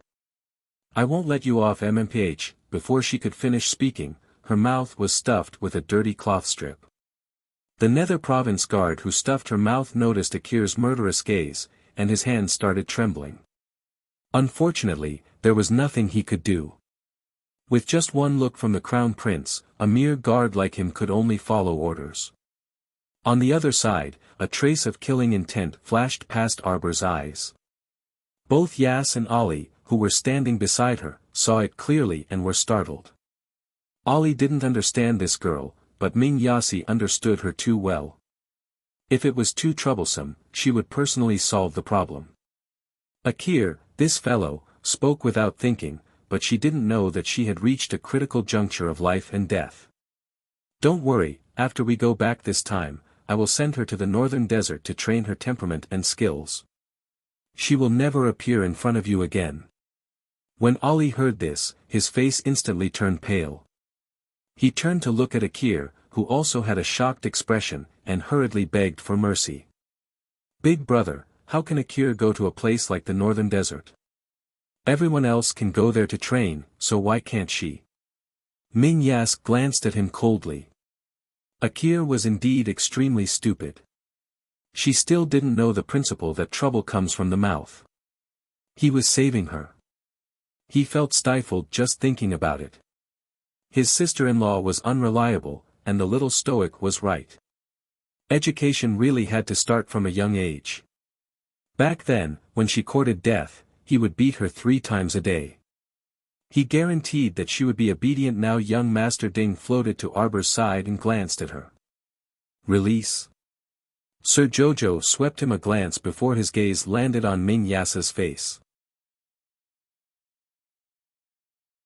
Chapter 44-32. Yassi immediately understood and nodded. It's a deal. It was already pretty good that Akir's life could be preserved. Wasn't it just throwing her into the northern desert for training? Perhaps she could even improve her abilities and combat strength. Of course, whether Akir could understand Big Brother's painstaking efforts was another matter altogether. Ali glanced at Yassi and opened his mouth, but under the latter's stern gaze, he ultimately shut his mouth. At least he still had some brains and naturally saw that the little stoic already had the intention to kill Akir. If Akir still didn't know what was good for her, she would very likely become an ice-cold corpse. With this stoic stubborn personality, if she really wanted to kill, even Big Brother probably wouldn't be able to stop her. Ding Yun's poison was related to his special ability. Normal antidotes were completely ineffective, and only apothecaries could cure it. However, the level of the medicine was lower than the level of his special ability, so it couldn't be cured. Yasi glanced at him somewhat guardedly. For the majority of people, special groups like poison masters and demonic masters seemed to be classified as malicious and were very dreaded. Akir was knocked unconscious and carried away. Upon seeing this, Arbor's gaze was full of disdain. She actually fainted after just 20 or so strikes. It could be seen that she was truly spoiled since childhood. After all, she wasn't a normal person. She was clearly a spiritualist, but her body was so delicate. She was truly a dregs piled up by medicine and couldn't be compared to spiritualists who had properly advanced. When Ali saw the little stoic's gaze, he couldn't help but feel extremely stifled. However, he learned his lesson this time and silently shut his mouth, no longer criticizing this fellow. Arbor walked along the large field and looked at the hole in the stone wall that someone had dug out. There's a tunnel next to it. It's connected to a cave about the same size as this one. Rong Qing followed beside her and said, "When we came, we already cleaned up those corpses." At first, everyone thought it was a zombie produced by Tianyun. Rong Qing paused. "Now that I think about it, it really is the deep fire heart-devouring worm you spoke of. No wonder there are always two balls of fire emitting from the eyes after killing the corpses. That thing shouldn't be difficult to deal with." Rong Qing thought of the nether fire heart-devouring worm that could be destroyed with a single slap. "I just don't know how many there are. Although there were quite a few of them, if they were to really fight in this cave, they were afraid that the flying spiritual energy would accidentally injure their own people. At that time, he really didn't know whether to fight or not." "How big is this place?" Arbor asked on a whim. "I'm afraid it won't be too small." Rong Qing pondered for a moment and said, "Just look at these two caves, they can hold over 20,000 people. You can see how vast this underground cave is. I wonder if the people who locked you up here can hear you," Arbor muttered to himself. "What?" Rong Qing lowered her head and saw the little stoic take out a trumpet-shaped object. The corner of his mouth twitched unconsciously. Little rascal's hand gestures flew, and dozens of talismans were thrown out. Ripples immediately appeared in the surroundings. Rong Qing raised her eyebrows. "A soundproof wall?" After a few whooshing sounds, a faint explosion was heard. Yasi walked up and looked around. Someone actually set up a soundproof wall. "Why?" "Naturally, it's because I think you guys are noisy," Arbor answered honestly with disdain in her eyes. Chapter 44-33. How are we arguing? Ali retorted indignantly, "Ever since we stepped onto this lousy island, we've been locked up in the same place for more than 4 to 5 days. There's no way out at all." Arbor uttered an "oh" and raised the megaphone in his hand. "What are you doing?" "Emicham. You do it." Arbor suddenly handed the megaphone in his hand to Ali. She felt that she needed to maintain her stoic and calm image in front of outsiders. Wouldn't it be better to find a random lackey to do this kind of shouting mission? Ali was dumbfounded, but his hand still involuntarily took the megaphone. "You shout." Arbor nodded at him. "Shout what?" "Shout whatever you want. You can even curse." "Ali, I'm crazy, right? Casually shouting and cursing at the air. Don't dilly-dally." Arbor glanced at him with an expression that said, "Why are you so stupid?" If Jojo's Lotus was here, there was no need for Jojo to say so much nonsense. He would know what Jojo meant with just a glance. Ali looked at Ming Yasi and Rong Qing in bewilderment. Ming Yasi said helplessly, "Go ahead and curse." "Don't you know how to curse? How do you usually scold old Hu?" "Scold him again." Strategist old who was sitting in the group and watching the show, was he implicated even though he was sitting so far away? Ollie was a bit spirited now and cupped his hands at old who. Big brother told me to curse, please bear with it. Why didn't you go shit when your big brother told you to? Ollie chuckled as he turned on the megaphone. He cleared his throat and let out a string of curses. Arbor stood next to Ollie calmly without even a crease in his brows. The other people in the cave couldn't take it anymore and covered their ears. This sound was too loud. It was as if thunder was raining down from the heavens, rumbling non-stop. Don't you think it's noisy, Jojo? Ming Yasi looked speechlessly at the little stoic who was as cold as snow. In the past, this little fellow would find the slightest bit of noise noisy and want to throw people out at any time. But now, this little stoic was as unmoving as a mountain, as if she hadn't heard him. Rong Qin couldn't help but smirk. Don't ask. She can't hear what you're saying right now. As soon as Ollie opened his mouth, the little bastard had already blocked his hearing. A pair of pitch-black eyes turned, and its gaze wandered along the cave walls. It wasn't long before Arbor swiftly turned around and swiftly flashed towards a certain direction, and his hand was like a bolt of lightning as he grabbed out of thin air. An angry roar immediately sounded in the air. Stop cursing. Layers of ripples appeared on the cave wall in an instant. A shriveled and thin little old man suddenly appeared on the ceiling. His expression was somewhat flustered and exasperated as he angrily lowered his head and glared at them. Everyone around was shocked. When did this person appear on top of the cave wall? His aura was so faint that no one noticed it. Could it be that he used some kind of teleportation talisman? You little child, how dare you be so rude to this old man? The old man fumed as he glared at Arbor, who was hovering in the air in front of him. Arbor didn't say another word and reached out to grab his left hand. The old man retreated a step, and his figure flickered like a candle. Arbor swiftly retreated several steps and threw a dozen or so reveal talismans at a corner. He swiped his hand and picked up a golden club in passing, running over with it on his shoulder. Thump thump thump thump thump.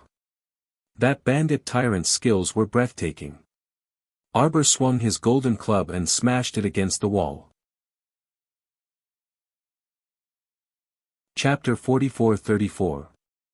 His speed was so fast that the dumbfounded crowd was completely bewildered by his actions, unable to make heads or tails of his actions. She. Ollie, who had already stopped making noise, turned to look at big brother Ming Yasi. What is she doing? What was going on? Why did he feel like his intelligence couldn't keep up with the little stoic's speed? There should be quite a few people who felt the same as him among the crowd. Among so many people, were Big Brother, Rong, and young Master Ding the only ones who could understand what this fellow was doing? Breaking talisman formations. Ming Yasi glanced at Ollie exasperatedly. He wanted to give him some pointers, but he muttered to himself for a moment before saying, Ollie, you should read more books. Ollie? Could it be that he couldn't keep up with the little stoic's unrestrained thoughts if he didn't read books? Was this his fault? This fellow didn't say anything when she did things, so who could understand the meaning behind her eyes?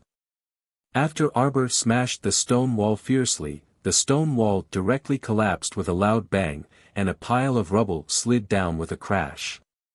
It instantly provoked a wave of furious roars. Stop, stop, stop. You little bastard, stop right there. The shriveled little old man they saw on the ceiling earlier jumped out from behind the stone wall with a bang, his face covered in dirt. At this time, his wrinkled old face was completely scrunched up, and his pupils were turning upside down. His finger that was pointing at Xiao Mu was trembling, as if he had suddenly contracted epilepsy and could not stop at all. Sir Jojo cupped his hands in salute and said solemnly, Senior, this junior greets you. Everyone, my heavens, this young crown prince consort was so ferocious just a moment ago. How did she become so adorable all of a sudden? Sister-in-law, sister-in-law. Is my sister-in-law inside? Get the fuck out of the way, why are you blocking my way? Sister-in-law. Sister-in-law, sister-in-law. Sister-in-law. I heard your voice, sister-in-law, sister-in-law. Shuang, don't be so agitated. Lil sister-in-law is inside. Why are there so many people? Go away, go away. Sister-in-law, sister-in-law, did something happen to you? Did anyone bully you? I'm coming, sister-in-law. And Wushuang hopped all the way, trying to see the figure in the depths of the cave. However, the large group of tall and strong soldiers in front of her blocked her line of sight. She could only keep jumping and shouting, sister-in-law, sister-in-law. Shuang is here to save me. Arbor's face darkened as he turned to look. His line of sight was blocked by Ming Yasi, young Master Ding, and Air Rong. She glanced at them and suddenly asked, is it funny? Crown Prince Rome was the first to shake his head. What's so funny? What a joke. Jojo's way of doing things is rather serious. It's not funny at all. Young Master Ding was speechless. Did this guy inherit Duan Yu's genes? Or perhaps, before he left, Duan Yu had solemnly warned him about the key points he had to understand when interacting with Sir Jojo. It had to be said that Cult Master Ding was telling the truth. Along the way, when Crown Prince Rong had nothing to do, he would take out the letter the monarch gave him and study it. Sure enough, he immediately gained a favorable impression of Sir Jojo upon meeting him, insolent child. The shriveled old man finally shouted after inhaling and exhaling for a long time. You scoundrel. Brat. Look at what you've done. The old man was fuming with rage as he pointed at the mess behind him. Chapter 44-35. Arbor followed his finger and looked in that direction. She saw several long tables and benches placed in an inner room behind the stone wall. The tables were piled with all kinds of shiny ores and crystals. A four-legged cauldron was suspended in the middle of the room. Faint green flames emerged from the bottom of the cauldron, and gusts of air hit the cauldron lid, making gurgling noises. The little stoic was curious and walked toward that cauldron. This is the legendary weapon refining cauldron ranked second, the Heavenly Forge Cauldron. When everyone heard the words, Heavenly Forge Cauldron, their expressions immediately changed, and their gazes simultaneously looked toward that lean and skinny little old man. The old man was dressed in gray and coarse hemp clothing. His hair was disheveled and his face was covered in dirt, and his body emitted a sour stench. From the looks of it, he had been standing in this inner room for who knew how long. He probably hadn't taken a bath. Who are you, little doll? The old man stroked his 3-inch short beard and glanced at her. He said in deadly earnest, you actually know the name of this old man's Heavenly Forge Cauldron.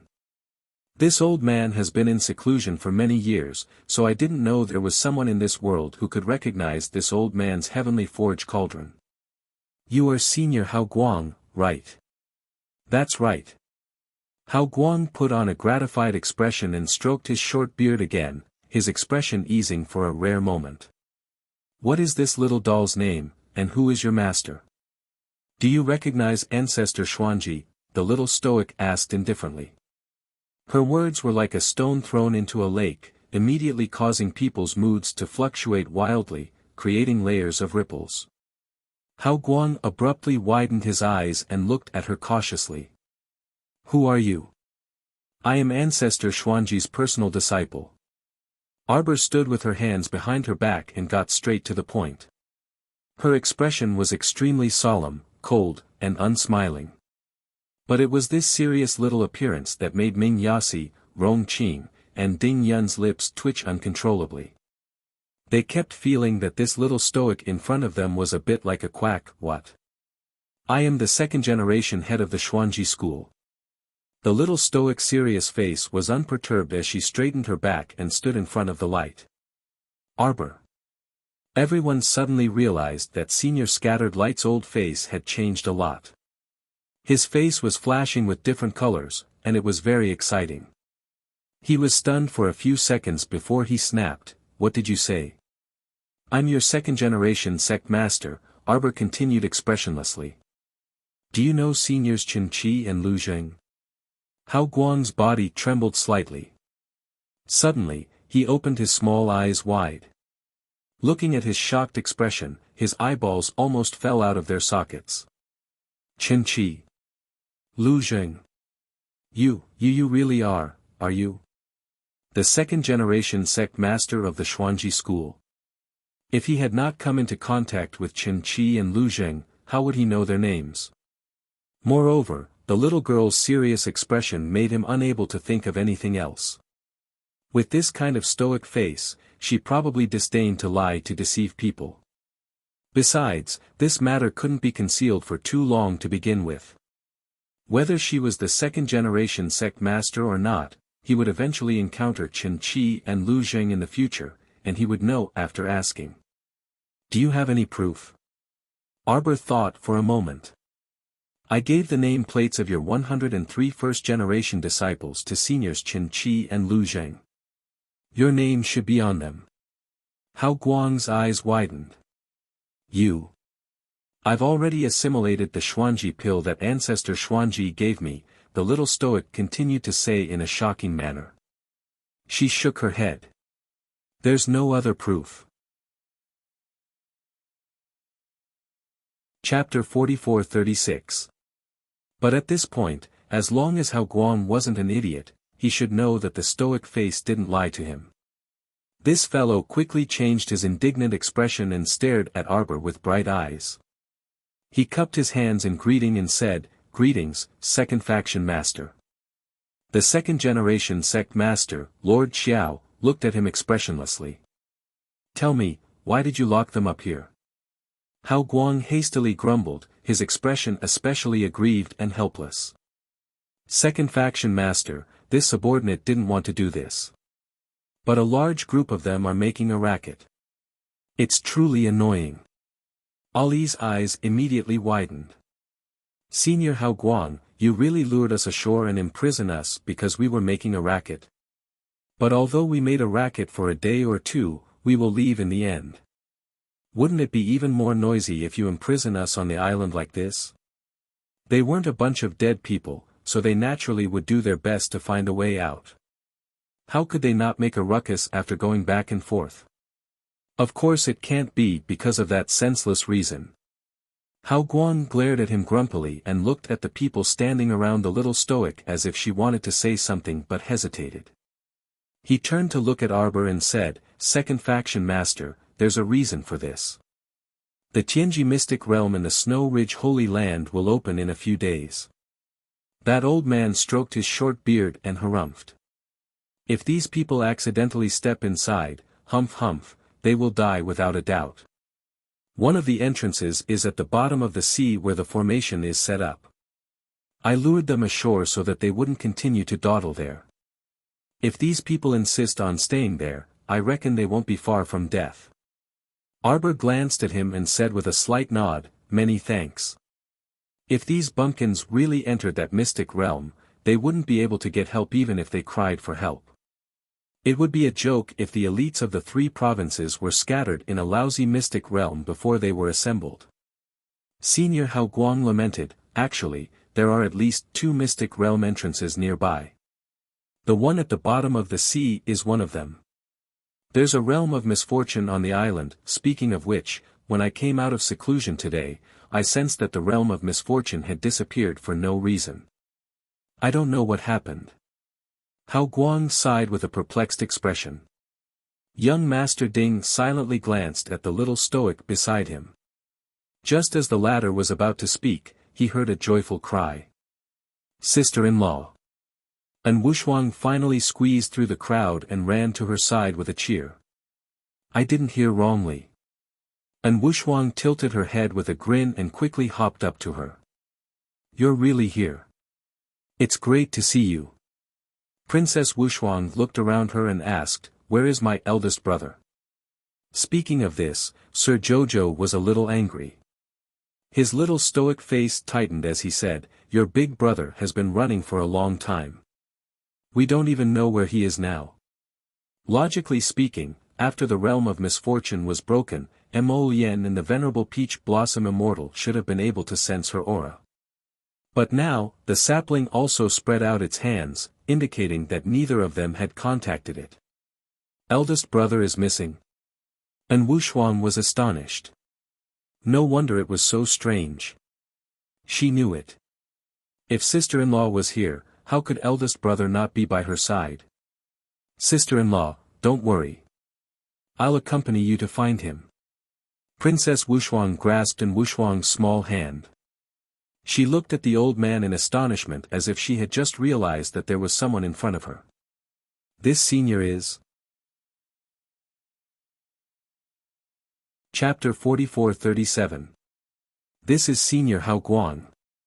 As soon as Arbor finished speaking, and Wuxia opened her mouth wide. Third young Master Fu also looked at the old man in surprise. This ordinary-looking old man standing with his head held high turned out to be the legendary Divine Weapon Master, Senior Hao Guang. The old man who owned the Heavenly Forging Furnace. Third young Master Fu and Princess Wuxia cupped their hands and greeted him. Greetings, Senior Hao Guang. It's rumored that Senior Hao Guang lives near the Snow Ridge Holy Ground. I didn't expect to see him today. Princess Wuxia was very excited. I heard that Senior's Heavenly Forging Furnace is known as the strongest furnace in the world. Can I have a look at it? The old man said proudly, you have good taste. He stepped aside and waved his hand. The furnace hanging in the middle of the room fell into his palm with a whoosh. It shrunk to 2 feet in size and started to burn. And Wuxia's little face was full of curiosity. She was about to touch the furnace when Arbor grabbed her. Arbor shook his head at her. The furnace fire is full of yang energy. I'm afraid your touch will be hurt. The old man was the owner of the Heavenly Forging Furnace, so he would not be hurt by it. As for other people, if they touched it casually, the consequences could be foreseen. Oh. And Wuxia immediately understood. She nodded her head repeatedly. Then, she rolled her big eyes in a circle. Seeing her expression, Arbor could not help but laugh secretly. This guy was blatantly coveting the old man's Heavenly Forging Furnace. Thinking that he had also planned to rob the old man's Heavenly Forging Furnace, Arbor could not help but raise his hand to scratch his chin and pull on Wuxia again. And Wuxia was staring at the Heavenly Forging Furnace with all her attention. At this moment, she was pulled back by Arbor and slightly came back to her senses. She smiled at the old man awkwardly. Senior Hao Guang, by the way, have you lived here for a long time to forge weapons? Hao Guang nodded. Of course. The old man looked at Wuxia suspiciously. Maybe the princess's eyes were too obvious. You're also interested in refining? Princess Wuxia nodded without hesitation and took out something from her pocket. Senior, please take a look. Arbor and third young Master Fu's eyelids twitched slightly. They saw the old man take the ring from Wuxia's hand and touch it in surprise. With a flick of his hand, a stream of light slid across the ring. It instantly turned into a long sword and fell into the old man's palm. The 3-foot-long green peak shone with a cold sword light. This sword was the frost sword that the crown prince had given to the princess. The blade itself was covered with a layer of frost power. When the sword was swung, frost energy would constantly emit. Even spirit realm cultivators would find it difficult to get close to him, let alone ordinary people. Some of the spirit realm soldiers sitting nearby felt a layer of coldness pass through their clothes. They couldn't help but shiver as faint sparks appeared in their eyes. What a peerless sword! Good, it's really a peerless sword. The old man's eyes shone with a strange light. It's a perfect form, close to a sacred weapon. TSK. I've been in seclusion for many years.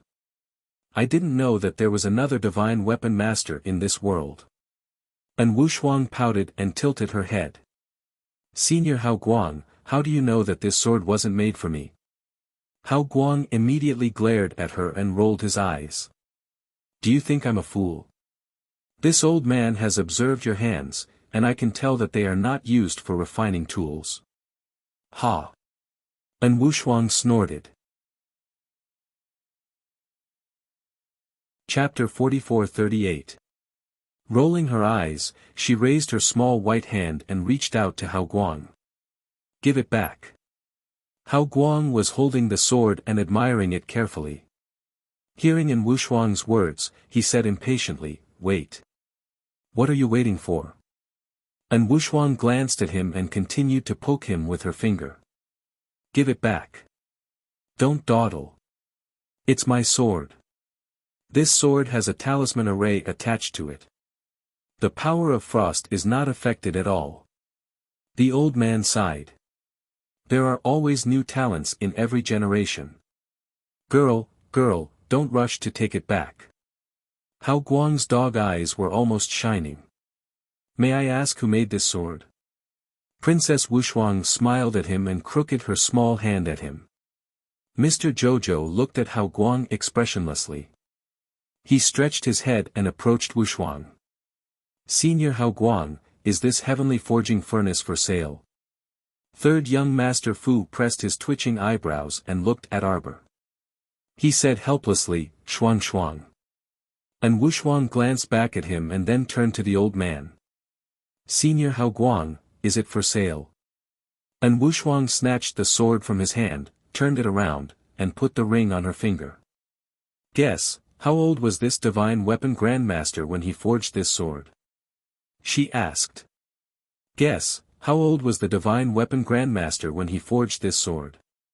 Miss Wushuang said proudly. Obviously, she didn't want the old man to guess. She said, 21 years old. The old man opened his small eyes wide. His eyes were shining. Is it for sale? Miss Wushuang asked again, anyway, it will be more useful in your hands than in his. You don't want this divine weapon to be covered in dust, master. The old man thought for a while and coughed. You just want to find an excellent heavenly forging furnace, right? I can provide one for you. But not this heavenly forging furnace. The old man's eyes turned slightly, and he said with a smile, I see that you are all young talents, and your cultivations are very good. How about this, I'll point you in the right direction. Inside there, you'll definitely be able to find a refining furnace that's even better than the heavenly forging furnace. Sure enough, as soon as the old man said this, Wushuang immediately took the bait and asked with sparkling eyes, where? Arbor was speechless. A mystic realm. Fecta secret realm. The old man stroked his beard and smiled. Then, he glanced at the young lady and said, Second headmaster. You don't have to go. Let the young people take risks and gain experience. It will be good for their cultivation in the future. And Wushuang was expressionless. My sister-in-law is a few years younger than me. Third young Master Fu couldn't help but laugh. He turned to Hao Guang and said, Senior, may I know which expert created this Tianji secret realm? You don't need to know. You just need to know that this is a mystic realm set up by a shameless old bastard, Senior Scattered Light said disdainfully as if someone had stepped on his sore spot. Arbor blinked his eyes and felt that the old bastard's name sounded familiar. He carefully pondered over the Fecta secret realm several times and couldn't help but frown. Fecta Z. Great Master of Mechanisms and Concealed Weapons, Senior Tianji. Third young Master Fu was shocked. Heavens, how many legendary old seniors were hidden in the Snow Ridge Holy Land of the Forgotten River realm? The old man snorted and glared at third young Master Fu. What's there to be surprised about? That old bastard is the one who activated it. On the other hand, Xiao Mu was also a bit taken aback. She really hadn't thought about it this way before. Chapter 44:39. She really didn't expect that the old scoundrel whom seniors Lu Zheng and Chen Qi scolded countless times was actually that trap and concealed weapons master. Fate had to start from the Holy Water Sect's Maple Pavilion, right? At that time, the Tianji treasure blueprint created by Senior Tianji Zi chased after her with all its might. Duan Yu and Mo Lian even smugly thought that it was because of her outstanding aptitude. Now, it seemed that it was most likely due to her bloodline. What kind of ill-fated fate was this? Her encounter with the two ancestors was actually so bizarre. That's right, according to Chen Qi, Lu Zheng, and Mian Guang, Arbor had reason to believe that this Senior Tianji Zi was that heartless and unfaithful heartless man who betrayed Senior Xuanji. In addition, Senior Xuanji's bizarre third condition was that if she met Tianji Zi's disciple in the future, she had to use her strength to crush him and slap his face. From this, it could be seen that this was indeed a bizarre ill-fated fate, not two. She didn't expect to meet the two ancestors like this. Everyone secretly glanced at her stoic face. There seemed to be undulating waves under her stoic and serene appearance. Why? Everyone was puzzled and looked at Sir Jojo's serene expression. What is it? Is there a problem? And Wushuang asked hastily. Arbor shook her head and looked up at the old man. When will the mystic realm open? Probably in the next 1 or 2 days. The old man's expression suddenly paused, and he hastily shouted, Second sect master, you can't go in. You still have to lead our Xuanji sect to glory. She couldn't just die like this in the mystic realm that the old scoundrel set up. Arbor's expression was unruffled as she calmly said, I must go. Eh? The old man couldn't help but secretly regret it. If he had known earlier, he wouldn't have tricked the little girl next to him. The second sect master was actually so loyal. She was going to accompany her friends on an adventure, right? Second sect master, please reconsider. Why must you go to a dangerous place? How can young people like them go to such a dangerous place? You shouldn't set foot in it. I'm going to slap their faces. Everyone looked at her in bewilderment, thinking that they had misheard. Shouldn't Jojo-sama say, wherever my friends are, I'll be there? Your sect leader Xuanji has given me a strange mission. It's time to complete it. The corner of the old man's mouth twitched. Looking at the expressions of the young masters around the young lady, they were all trying their best to endure something. The old man suddenly burst into laughter. As he laughed, he looked at Crown Prince Rong and the others suspiciously. These people also looked like they wanted to laugh, but why were they holding it in? Don't you feel suffocated? Second sect leader, what do you mean? Arbor glanced at him coldly. Your sect master Xuanji asked me to find the descendant of Tianjizi's ancestor and slap his face. I thought about it. What's the point of slapping my disciple's face? Why don't I just enter his secret realm and crack all his traps and give him a slap in the face? What do you think? Isn't it precisely because you can't break his mechanism that you're wasting your time here for so long? Hao Guang was stunned, then burst into laughter. He laughed so hard that he kept slapping his thighs. Good, good, good. This is how the second sect master of Xuanji school should be. Arbor glanced at him. Rong Qing and the others couldn't help but twitch their mouths. How did the Xuanji school disciples come up with the title of second sect master? Second sect master, I'll prepare some defensive equipment for you. You must accept it. Don't worry, I've never thought of rejecting. Chapter 44-40. And Wushuang looked at the old man's back view strangely. What's going on? Was I hallucinating? Why do I feel that this weird old man keeps calling you old? Does he think that you are very old? Yes. And Wushuang, third young master Fu said with a smile, the crown princess has inherited the position of the second-generation sect master of the Xuanji sect. I'm afraid that senior Hao Guang thinks that the crown princess just looks young. Everyone, they really did not know what to say. However, according to common sense, this was indeed the case. In the divine lands, very few female cultivators of the young crown princess age could reach the immortal state. Not to mention the biased heavenly Tao, even among the talented juniors in the family, there were very few who could reach the immortal state at this age. It was no wonder that Senior Hao Guang would think this way. No one thought of correcting Hao Guang's mistake. They just watched in silence and watched. Swoosh! The venerable peach blossom immortal pulled at one end of a wooden vine on the wall of the cave. "I'll go up first. If there's no problem, you can come up," he said and looked back at Mo Lien, who was frowning silently. "All right, don't think about it." Seeing him like this, the venerable peach blossom immortal could not help but roll his eyes. "Who asked us to be so unlucky? We just got out of the realm of misfortune and accidentally fell into a pit. When the realm of misfortune broke and they both fell out, they should have been out of danger. Unfortunately, the place where they fell was a huge sinkhole. It was a man-eating sinkhole. A terrifying whirlpool pulled them down and dragged them into the depths of the cave in the blink of an eye. There were countless small caves of various sizes. The two wandered around for a long time and found that it was like a maze. If they could look down from above, they would definitely find this interesting place. There were tens of thousands of small caves connected to small caves. At first glance, they were densely packed like a beehive. However, the most interesting thing was that their divine senses were blocked. Oh, they could not fly. Haha. Therefore, they could not fly up and see the general situation of this place clearly.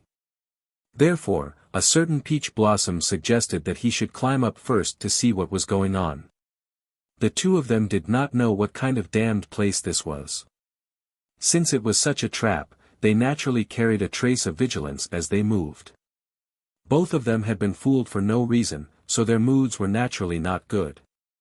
"Will Jojo be anxious?" Mo Lien asked in a low voice. "Yes, it's definitely urgent. Aren't we anxious too?" The venerable peach blossom immortal tapped his foot lightly and pulled on the winding vines, climbing all the way up. He stretched out a hand and waved at him.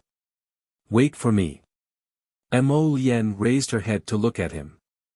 This fellow's speed was very fast. In just a short while, he had already crawled until he was only a black dot. Prince Mo tried to contact Little Tree but to no avail. Since even divine sense could be blocked, it was obvious that external objects could not be contacted. With his consciousness sealed, he couldn't even summon Little Seven. Prince Mo could only stand at the bottom of the cave wall and pace back and forth, counting mushrooms. He was extremely frustrated. Suddenly, Mo Lien heard a series of shattering noises, and in the nick of time, he dodged to the side. He saw a slender white figure suddenly descend from the sky. Just as he was about to crash headfirst into the ground, Crown Prince Mo reluctantly went up to give him a kick out of camaraderie. The venerable peach blossom immortal staggered and swayed. He barely stabilized himself. "Why did you kick me?" Chapter 44-41. Mo Lien rushed forward, summoned Raven Moon, and stabbed at his shoulder. He hurriedly turned his head to take a look, only to see that His Highness the Crown Prince's hand was extremely fast. In a split second, Raven Moon had picked up a wisp of ghostly fire on his shoulder and flung it at the cave wall. A sharp sound came from the green fire, as if something was about to fly out of the fire. Ma Shichen suddenly threw a seed over. Under the rapid growth of the wood spirit, the seed sprouted roots, branches, and leaves, growing into a man-eating flower with a mouth full of sawteeth. It swallowed the green fire into its stomach. It chewed everything clean, along with the thing in the fire. Then, the man-eating flower drooped its head, and the entire flower disintegrated along with the wood spirit. Only a small puddle of green juice was left on the ground. Prince Mo withdrew his Raven Moon and silently took a few steps back. The heart-devouring worm of nether fire. He Chen was a little stunned and turned to look at Mo Lien. The latter nodded slightly and muttered to herself for a moment. It should be. Don't these things live on the bodies of dead people? The venerable Peach Blossom Immortal hurriedly took off his outerwear and threw it far away, a trace of disgust appearing on his face. It was so disgusting. He had wanted to take an outerwear from his inner world to change into. But the moment he moved, he realized he was done for. He couldn't open his inner world. Without divine sense, he naturally couldn't open his inner world. He had long forgotten about this. Looking at the outerwear he had thrown to a corner of the cave wall and landed on the damp ground, the venerable Peach Blossom Immortal looked as if the sky was about to collapse. He wore a plain white inner garment and looked back at Mo Lien with a blank expression. That sad little expression was simply so unbearable. He finally understood why Sir Jojo liked to carry a small floral bag every time he went out for training. That was because the inner world wasn't omnipotent and could be sealed and blocked from time to time. Mo Lien was speechless. After thinking for a while, she reached into her clothes and took out a storage talisman and threw it into the air. After rummaging through the storage talisman, he took out a black robe and threw it to the senior immortal. Only then did he put away his resentful expression and put on his outer robe, muttering, "Jojo is biased. Why do you have a storage talisman and I don't?" Mo Lien said expressionlessly, "You have at least 20 or 30 storage talismans of this size with you. You took them all into your inner world. Who are you blaming?" The venerable Peach Blossom Immortal was speechless. This fellow's figure was similar to Mo Lien's. Naturally, he could wear the Crown Prince's outer robe. After changing into a clean and fresh set of ink-colored clothes, a certain someone said gloomily, "If only Jojo was here. Then, he could enter the star domain to wash up and change into clean clothes." No, Jojo would probably be in trouble here too. After all, this strange place blocked the consciousness. Whoever came here would be in trouble. Thinking of this, he couldn't be bothered to dwell on it. He turned to look at Mo Lien and said with a serious expression, "When I climbed up just now, I felt an irresistible force." Mo Lien raised her eyebrows. "An irresistible suction force pulled me down. It felt like after we fell out of the realm of misfortune, we were pulled into the sinkhole by an irresistible force." It was exactly the same. Prince Mo frowned slightly. "What should we do?" This was hilarious.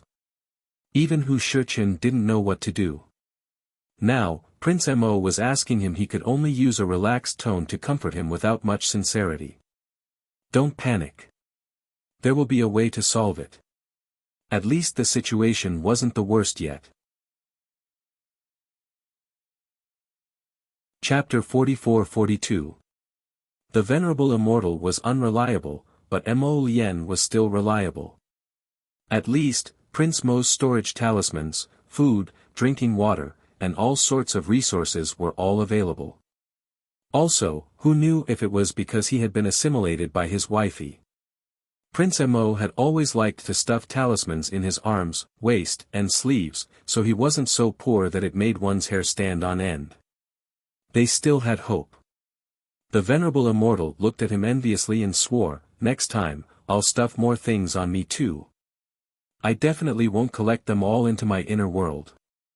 Actually, this was his Qiao's fault. This fellow had always lived in Qiao's star domain and had everything ready for him. He didn't need the Venerable Immortal to prepare anything. He only needed to call Qiao for whatever he wanted. If Mo Lien didn't come down with him this time and he was the only one left in this ghastly place, the Venerable Immortal couldn't help shuddering. Who knew when he would recover his divine sense? Although with his cultivation, he wouldn't starve to death or thirst even if he didn't eat or drink for a year, but he didn't want to become an unkempt old scavenger covered in filth. At this thought, the Venerable Immortal couldn't help shuddering again. All the hair on his body stood on end. "Since going up doesn't work, then we'll go down," Mo Lien said after a moment of contemplation. She took out several black beads from her storage talisman. "What are these?" "Earth fire grenades, a type of concealed weapon." Prince Mo didn't have the mood to continue talking nonsense with Ishichin and threw out 2 earth fire grenades. Once the objects landed in the corner of the cave wall, they immediately exploded with a huge rumble. The venerable Peach Blossom Immortal blinked. Ha, what a powerful firearm. It's not affected in the slightest after landing in the water. It must be that brat Duan Yu who did it. Mo Yen chuckled in response to the venerable Peach Blossom Immortal's question. A small hole was blasted out of the cave wall, and the area they were in collapsed several feet.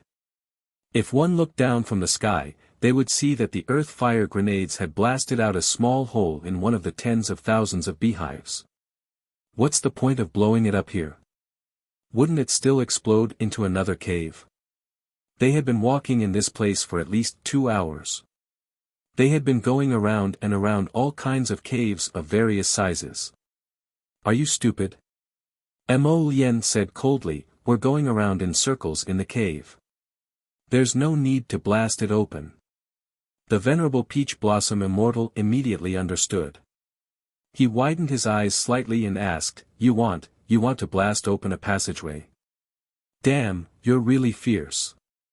Looking at his refined and elegant appearance, as well as his elegant and handsome appearance, he was like an orchid tree in the wind. Sir Venerable Immortal tried his best to pin those gentle and refined words on Mo Yen, and he finally concluded with one word, savage.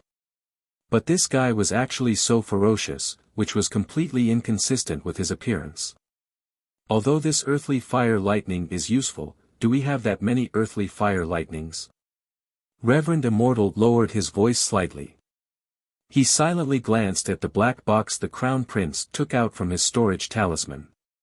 When he opened the box, he saw several dozen rows of earthly fire lightning neatly arranged inside. Duan Yu can actually give you so many? The venerable Peach Blossom Immortal looked at him in astonishment. Since when did the relationship between the two of them become so good? Weren't they love rivals? Weren't they political enemies? Didn't they dislike each other and feel uncomfortable if they didn't exchange a few words when they met? Chapter 44-43. I did, Mo Yen said calmly. The venerable Peach Blossom Immortal's eyes widened. You used Jojo to exchange. I'm going to tell Jojo. You used her to exchange for earthfire grenades. You bastard, you're not a good person. Scram. Mo Yen glanced at him, then threw out 2 more earthfire grenades. She said nonchalantly, I used my space to refine weapons in exchange. Oh. Boom. The cave continued to collapse. The ground in front of them opened up, and another cave appeared. Stay behind and keep your distance. Let me know if I stray off course. The venerable Peach Blossom Immortal nodded. All right. The two of them walked in a straight line, using earth-fire grenades to blast open a tunnel. If there were outsiders present, they would definitely be amazed, right? They couldn't get out even after going around in circles, right? Then they would blast open a straight line and see who could stop them. Lord Jojo didn't know that the 2 idiots were still busy blasting open the walls underground. Everyone felt that the ground would occasionally shake, but the tremors weren't too big. Therefore, no one raised any questions despite their worries. Second Sect Master, Second Sect Master. The old man stepped out of the inner room excitedly, holding a pile of defensive spirit weapons in his hands. Take a look and see if these are to your liking. Second Sect Master, these are for you. The old man stuffed a ring into her hands, his face full of pride. These are the best defensive divine weapons I've ever refined. Second Sect Master, keep them with you at all times. I guarantee your safety. Xiao Mu swept him a glance and nodded before hugging the large pile of things the old man handed over to her. Were you the one who caused those nether fire heart-devouring worms outside? The old man hurriedly shook his head. Of course not. Why would I create such disgusting things? They escaped from the old bastard's mystic realm. As he spoke, he scratched his head in embarrassment. I've been to the Fekta mystic realm several times, but every time I entered, the entrance was completely different from the last time.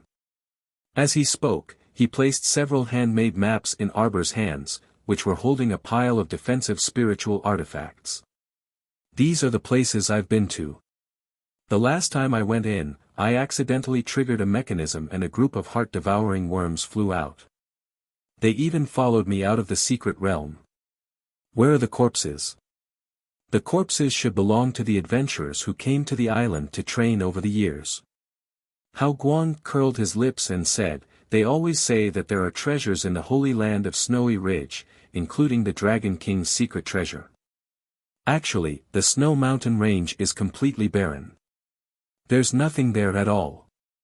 The only possibility is that the nearby sea region is connected to a mysterious abyss of the sacrificial sea. There might be secret treasures in the Fekta secret realm, but are they something that humans can take out? How many people go in and die?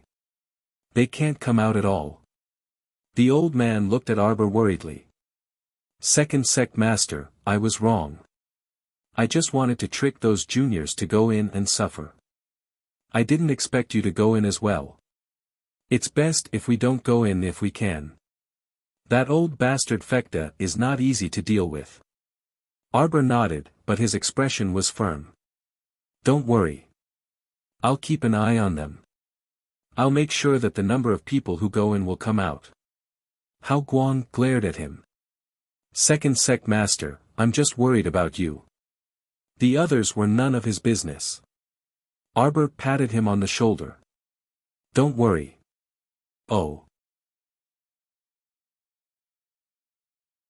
Chapter 44-44. Why do I feel so uneasy? Mi Guang thought. Lord Saintess. Crown Princess. Princess Wuxia. Third Young Master. A cacophony of voices came from behind the crowd. Arbor didn't even need to look back to know that the youths of the Phoenix clan and the Purple Forest Guards had finally arrived. "They're here, they're here. Don't push." More and more people gathered. Arbor couldn't help but facepalm. There are too many people. Arbor looked expressionlessly at Ming Yasi and the others. The consequences will be unimaginable if chaos ensues. Tell us what to do. Crown Prince Rong quickly nodded. We'll just do as you say. Arbor glanced at the crowd. Let them stay here for now. I'll go to the beach with Wuxia and wait. No, I want to go with them. Crown Prince Rong shook his head and refused decisively. What a joke. If his emperor knew that he had left the little ancestor alone in such a dangerous situation, how could he expect to live a good life in the future? Arbor glanced at him and nodded. All right then. Make arrangements for them. While speaking, Feng Zhangqing and the others finally managed to squeeze over. They wiped their sweat and asked, why are there so many people?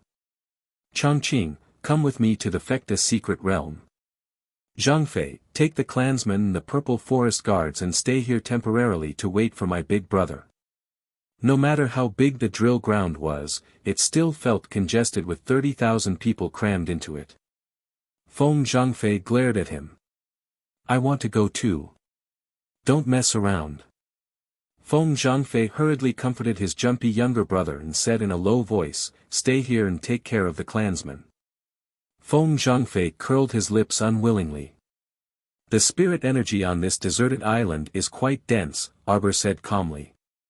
It's also very spacious. When the matter is settled, we might as well train here. He felt that it was better than Lisha Island. Most importantly, she had already shed all pretense of cordiality with the Forgotten River Dragon clan. Wasn't it reasonable for her to establish her own clan? This place was neither close nor far from the Forgotten River Dragon clan's territory. They were separated by a snowy ridge. Presumably, the Forgotten River Dragon clan wouldn't be so shameless as to visit this deserted island. All right. Without waiting for Crown Prince Rong's reply, Ming Yasi nodded with a cold expression. Wasn't it just requisitioning an island in the River of Forgetfulness? It didn't matter to him where he requisitioned. Come over here. Arbor moved to the side and walked out of the crowd. Many people who were going to the secret realm quickly gathered around him. Ollie glanced in that direction and snorted as he turned around to face the soldiers. What are you looking at? Don't you have anything better to do? All of them were cultivating on the ground. It's still early. We have to stay here for a few more days. An Wushuang, Fu San, Feng Changqing, and Rong Qing stood together and whispered a few words. On the other side, young Master Ding and Ming Yasi looked at each other in disgust, then hurriedly turned their gazes elsewhere. Arbor distributed a large pile of defensive spirit artifacts that Senior Scattered Light had forged to the people present. When he passed them to Ding Yun, his hand paused slightly. He asked expressionlessly, "Are you going to stay here and wait for Sikong Fuling?" "No need." Young Master Ding giggled. "That girl Fuling is very clever. She should be here soon. Most importantly, a place like the Fecta Secret Realm is so interesting just thinking about it. How can I miss out on the fun?" Arbor tossed the items into his hands, turned around and glanced at the 6 people. "Let's go." Chapter 44-45. How could Senior Scattered Light be at ease? When he heard that they were about to set off now, he hastily ran out of the inner room and shouted repeatedly, Second Sect Master, this subordinate will bring you there. Be careful, there's a realm of misfortune on this island that can kill without spilling blood. If you fall inside, you'll be even more troublesome than that old geezer Tianjizi. That was a natural realm of misfortune. It was possible to break through it with humans, but a natural mystic realm, seriously there was nothing more to say. Arbor expressionlessly looked at Senior Scattered Light. Ding Yun couldn't resist chuckling and said in a low voice, Senior Scattered Light, don't worry for nothing. That whatever realm of misfortune, it's all ready, let's go. The little stoic raised her small fist and directly cut off young Master Ding's nonsense. With a serious expression, she turned around and strode toward the tunnel outside the karst cave. Scattered Light glanced at the little stoic in confusion before turning to look at young Master Ding, who was holding back his laughter. He snorted and said with a glare, hurry and follow. Arbor's group of 7 followed Senior Scattered Light, who was nagging as he led the way, out of the underground karst cave and walked through the long underground tunnel. After 30 minutes, they finally emerged from the surface, and a vast expanse of snow reappeared before their eyes. Hao Guang said complacently, only this old man can bring you out of this place so quickly. If you wander around inside, you might not be able to walk out even after several days and nights. Let me tell you, this isn't the most complicated terrain. If one of you happens to fall into the 1,000 caverns and 10,000 caves, that's really bad luck, As if he thought of something amusing, this old man actually started laughing out loud on his own halfway through his speech. Arbor kept a straight face and asked without batting an eyelid, what do you mean? After laughing heartily for a while, the old man couldn't resist patting his head and saying, I forgot that you guys are very lucky and didn't fall into the 1,000 caverns and 10,000 caves. That place is truly troublesome. Caves are connected to caves, and there are tens of thousands of caves of various sizes. The main thing is that divine senses are blocked, and you can't even use your inner world. If you go to that ghastly place, there's no escape from bad luck. If you're lucky, you might be able to escape from there after 3 to 5 months. Then what about bad luck, Senior? Princess Wushuang asked curiously. Bad luck? You can stay here for a long time. The old man stroked his beard and said proudly, maybe after 30 years, his wife will have run away with someone else, and he will still be counting mushrooms in that hole. Oh, that's not right. No matter how strong a cultivator is, if he doesn't eat or drink for 30 years, he probably won't be able to survive. The corners of Crown Prince Rong's mouth twitched. Senior, have you stayed in the 1,000 caves before? The old man blew his beard and glared at Crown Prince Rong. that's right. I did stay there for 3 months. He drew hundreds of maps. I'm finally out. Ha ha ha ha. Senior Scattered Light, who was good at drawing, revealed a boastful expression. You guys haven't been to that place before. If you have, you'll know how amazing one's wisdom is to be able to come out. Everyone couldn't bear to listen to his boasting and hurriedly interrupted, Senior, let's go to the beach quickly. If we miss the opening of the Mystic Realm, it won't be worth it. What's the rush? The old man rolled his eyes at them. Although the Mystic Realm opens these 2 days, how could it be so coincidental that it opens when you go there? Chapter 44-46. Arbor looked ahead expressionlessly and said coldly, what's there to brag about? You sealed your inner world for 3 months. You couldn't eat, drink, wash, or even change your clothes. When you came out, you were still a barbarian. The old man's expression twisted slightly. Thinking of the painful experience, he couldn't help but want to bang his head against the wall. In the past, he hated making spatial artifacts the most, but after this guy made a bunch of spatial artifacts and hung them on his waist. He didn't dare to be careless anymore. No matter how strong a cultivator was, when they sealed their inner world, they could only stare at their own consciousness and roll their eyes. The 7 of them followed the angry old man to the beach. Suddenly, they stopped and looked at the big ship on the beach with a surprised expression. Seeing the ship, Rong Qing seemed to have thought of something. Oh right, Senior, where's our previous ship? Did you hide it all? Mi Guang snorted. So many ships. Don't you find it annoying to have so many noisy ships parked there? I kept them all in the sealing ball. Everyone was silent. They looked at each other and moved their gazes to the ship on the beach. A ladder was put down from the ship. A group of people walked out and walked down the stairs.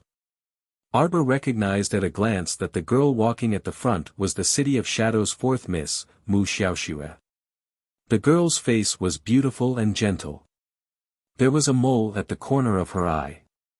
She didn't move like Sir Jojo. This weak little beauty was like a piece of paper that would be blown away by the wind. Even her voice was as soft as a mosquito. Arbor met her face to face and his gaze froze. For some reason, every time Arbor saw this daughter of the City of Shadows' first city lord, Mu Jinghong, he felt a strange sense of familiarity. The girl was a year younger than him. Logically speaking, such a weak and fragile appearance wouldn't enter Sir Jojo's eyes. But now, he had a trace of curiosity. The 2 flower protectors, Gu Yishuan and Zhao Yi, followed behind as expected. When everyone got off the boat, the 2 men, one in front and one at the back, held the corner of Mu Xiaoshue's dress while the other held Princess Xiaoshue's hand and led her down step by step. Arbor looked on expressionlessly. And Wushuang couldn't help but burst into laughter. And this is? Her memory was really bad. In fact, she should have seen the little princess of the City of Shadows before. Crown Princess. Mu Xiaoxue came forward and bowed politely. Her voice was very gentle and amiable, like a feather brushing one's heart. Jojo asked stiffly, why are you here? Before the little princess could answer, Zhao Yi was the first to get angry. Crown Princess, we're not from China. You'd better be more polite. And Wushuang rolled her eyes. How is my sister-in-law rude? You're thinking too much. Don't tell me we all have to be like you, going up to your princess and holding her paws. Mu Xiaoxue patted the back of Zhao Yi's hand and said softly, Senior brother Zhao, don't be angry. The crown princess didn't mean to target me. She's used to being so direct. It was fine when she didn't speak. Once she spoke, Rong Qing, Ding Yun, and Wushuang, and the others all showed an indescribable expression. Her voice was too soft and coquettish, as if her bones had been extracted. Everyone couldn't help but tremble. The crown princess doesn't know. In the morning, a trace of the divine domain flowed on the surface of the sea, and the aura of divine power spread. We followed it and came here. Chapter 44-47. Arbor was a little surprised and glanced at Mu Xiaoxue. You. Gui Xuan frowned. That's us. Why? There are more than 100 people in the City of Shadows. What can I do for you, Crown Princess? Arbor glanced at him and didn't say anything else. In fact, it didn't matter to her whether these people came or not. In any case, everyone would have to rely on their own abilities to enter the mystic realm. She really couldn't be bothered with the affairs of other people. Some people are always high and mighty, but don't forget that this isn't the territory of the divine land. You can do whatever you want. A cold-faced young woman followed Mu Xiaoxue and the others down the stairs and shot a cold glance in Xiao Mu's direction. This is the Forgetting River. To the master of the Forgetting River, we and you are all outsiders. There's no difference. The woman stood beside Mu Xiaoxue and the others, her eyes full of provocation. She glanced at Arbor and then at Princess Wuxia. And Wuxia was dumbfounded. She looked the woman up and down. Who are you? Why are you staring at us like that? You. Lin Miao was fuming with anger. She hadn't expected Princess Wuxia to not remember who she was. She had always remembered the evil that Princess Wuxia had done to her. She didn't expect that she didn't take her seriously at all. On the other side, Arbor thought to himself, Princess Wuxia's memory is so bad. This little girl was so pitiful. She was so young, yet she was suffering from teenage girl dementia. When she was free, Jojo should treat her properly. Fortunately, the awkward atmosphere didn't last long. Princess Wuxia's personal guard, Anyang, couldn't help but step forward and whisper, Princess, you've seen this ant on the street. Lin Miao of the Lin family in Rome City. You even asked me to investigate her family. Oh, is that so? And Wuxia was still in a daze. Although she said, oh, a few times, it was obvious that she had long forgotten about the trivial matters of the Lin family of Fuzhou City. Lin Miao sneered. Do you think you're the only ones who know that there is a secret realm on this island? Previously, the light on the surface of the sea increased greatly. The people nearby should have seen it. The deity domain is about to open, and the aura of divine power is everywhere. Soon, more and more people will gather here, and there will be an endless stream. You want to resist all the cultivators gathered here with just a few people? Lin Miao laughed. Don't joke around. Are you done with your nonsense? And Wuxia retorted. Do you think it's just a few of us? Let me tell you, we have 30,000 men. Heh. Lin Miao rolled her eyes. Just because she was stupid didn't mean that Mu Xiaoxue was the same.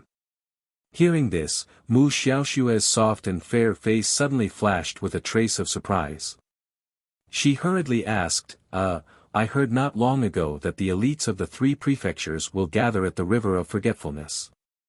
Could it be that you are? Ah, this girl looks like she has a brain. And Wuxia nodded.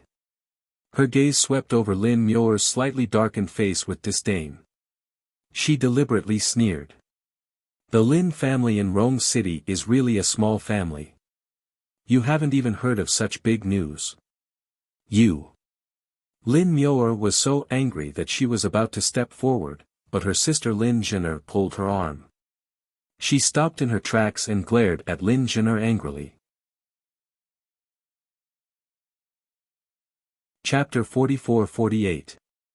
Lin Zhen'er had suffered several losses at the hands of Arbor and already knew how powerful she was. Even the entire Lin family together was no match for the crown princess. How could she resist by herself? Seeing Lin Miao glaring at her, she didn't care and stepped forward with a very polite smile. Sorry for making a fool of myself. What my sister said just now is true. There is no lie. Lin Zhen'er looked at Arbor and said, the aura of the divine realm can be clearly felt in the nearby sea. I believe that in a moment, the cultivators who are training nearby will all rush over. Arbor looked disapproving and said, "Oh," ending the conversation completely. Everyone in the City of Shadows and the Lin family felt a little depressed. They originally wanted to mock the other party, but in the end, the 30,000 people scared all their words back. They could swallow their anger and be humble and say a few words to the other party, but in the end, the other party would completely dismiss them with a single word. There was nothing more infuriating than being ignored. Just like Lin Muir, in her heart, she regarded the little crown princess as an imaginary enemy, but in the end, the person you regarded as an enemy didn't take you seriously at all. Lin Zhena hurriedly stopped Lin Muir, who still wanted to go forward and make a scene. She smiled slightly and looked at her sister with some warning in her eyes. "They're here." While they were talking, someone suddenly shouted. Arbor and the others looked up and saw more than a dozen flying spirit beasts carrying groups of people over. Hao Guang stroked his beard and looked over with disdain. Humans die for wealth and birds die for food. There were so many people who didn't care about their lives. These people probably abandoned the ship midway and came here to follow the aura. They still had the salty and wet smell of the sea breeze on their bodies. Arbor withdrew his gaze and looked at Hao Guang. "You go back first." Mu Xiaoxua looked at Hao Guang curiously and asked softly, "May I know who this senior is?" Hao Guang glanced at the crowd and didn't have the intention to explain at all. The old man turned to Arbor and cupped his hands. "Second sect master, I'll go back first." Arbor nodded with an indifferent expression, similarly turning a deaf ear to Mu Xiaoxua's words. This kind of attitude didn't matter to others. However, in the eyes of the two flower protectors, Zhao Yi and Guishuan, it was truly intolerable. Such an innocent and adorable junior sister is courteously asking for your name, and you actually dare to not answer. This was simply intolerable. "Stop." Zhao Yi was the first to speak. "What kind of attitude is this?" At the same time, more than a dozen flying spirit beasts landed on the beach at the same time. About 100 people dismounted from the backs of the spirit beasts one after another and walked towards them. Among them were some juniors from aristocratic families who had come out to gain experience. They were escorted by their elders to join in the fun. Most of them were mercenary groups and ordinary Xiozha who were adventuring everywhere in search of opportunities. Most of the people didn't recognize Crown Prince Rong, Ming Yasi, and the others, nor were they familiar with the people of the City of Shadows. Since they weren't familiar with each other, they didn't speak rashly and just maintained a wait-and-see attitude. Another 4 or 5 spirit beasts flew over and landed on the beach one after another. "Miao, A voice called out. Lin Miao turned to look and immediately smiled. "Isin, you're here too. Big brother." Gu Isin quickly stepped forward. When she looked at Mu Xiaoxue, her eyes flashed slightly. "Miss Mu. Big brother, what are you doing?" Chapter 44-49. Gu Isin glanced over suspiciously, only to see Gu Yishuan and Zhao Yi standing in front of a skinny old man. Their faces were filled with anger. Gu Yishuan only had time to take a glance at his younger sister before glancing away, still glaring at Hao Guang. Hao Guang was simply baffled and looked at the little stoic standing on the side. Is there something wrong with these people? Why are they blocking this old man's path? Arbor's expression was unperturbed, and she didn't even bother to blink. "Ignore them. Go. You." Zhao Yi's face darkened, and he summoned his grey sword in the blink of an eye. Arbor, who had been ignoring them, gradually darkened her expression, and her voice as cold as ice slowly rang out. "You want to die?"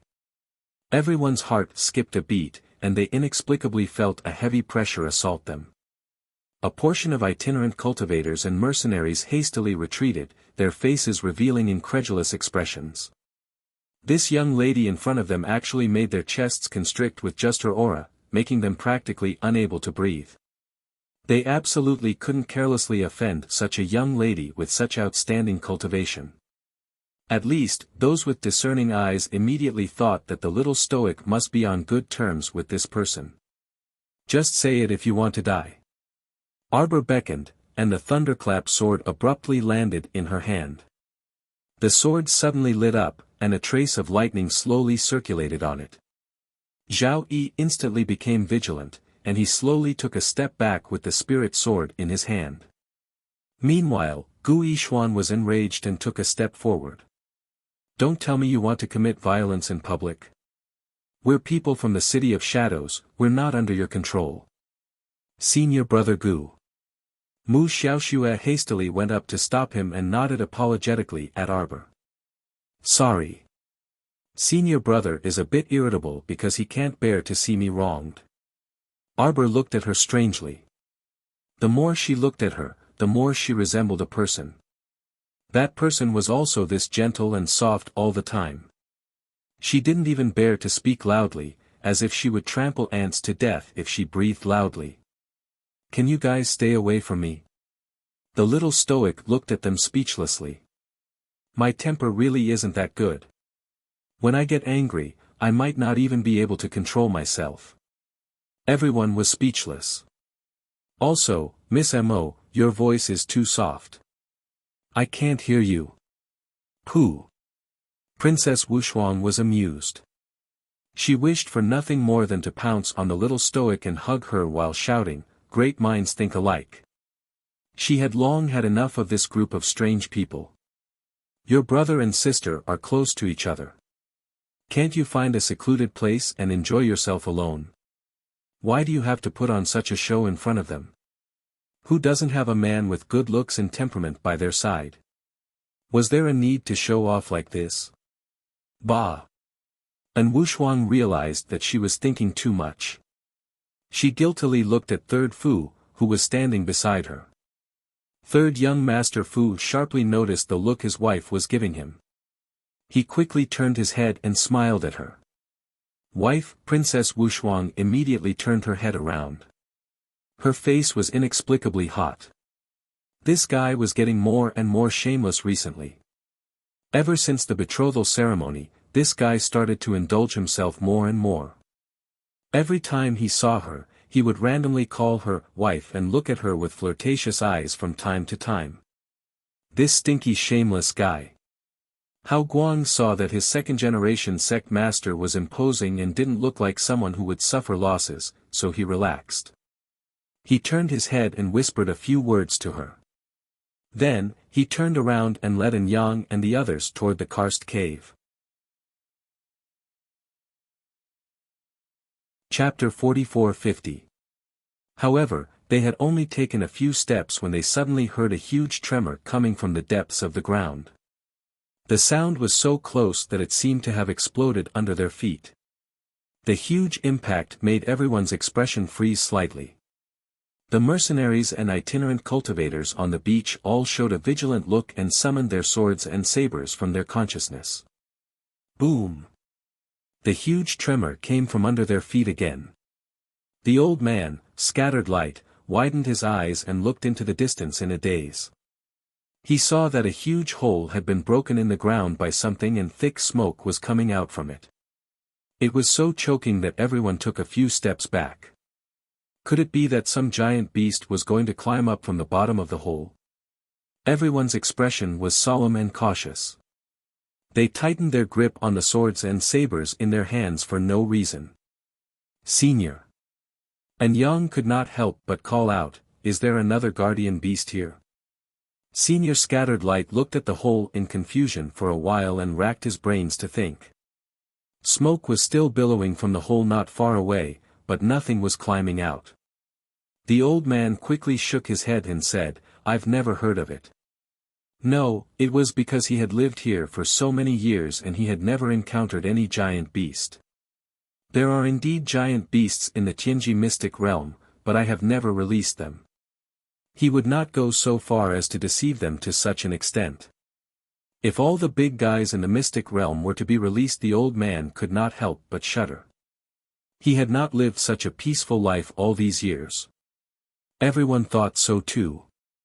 If the senior released something, he would definitely tell the second-generation leader in advance. After all, in the senior's heart, the second-generation leader was the most important. In the old man's eyes, even a strand of hair of the second-generation leader of the Xuanji sect was more precious than them. Boom. Boom. Boom. Boom. While everyone was whispering and asking each other, a few more tremors were heard.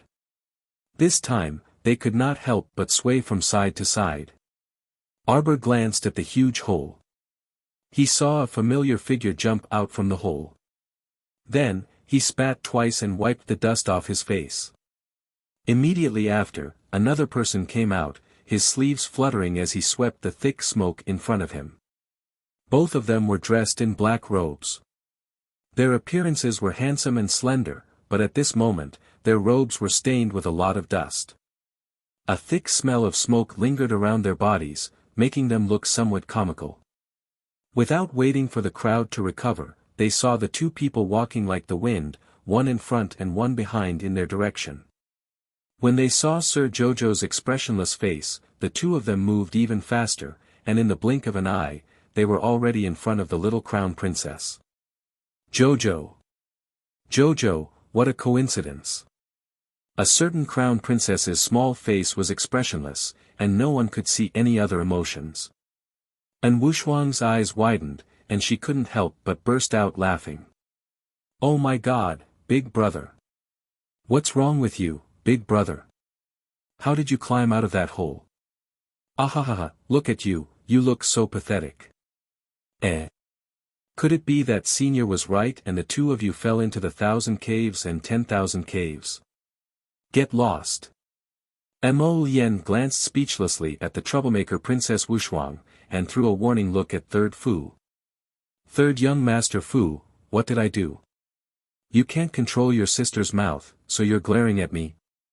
Ahahaha. Princess Wushuang did not know how to restrain herself and continued to laugh at her brother.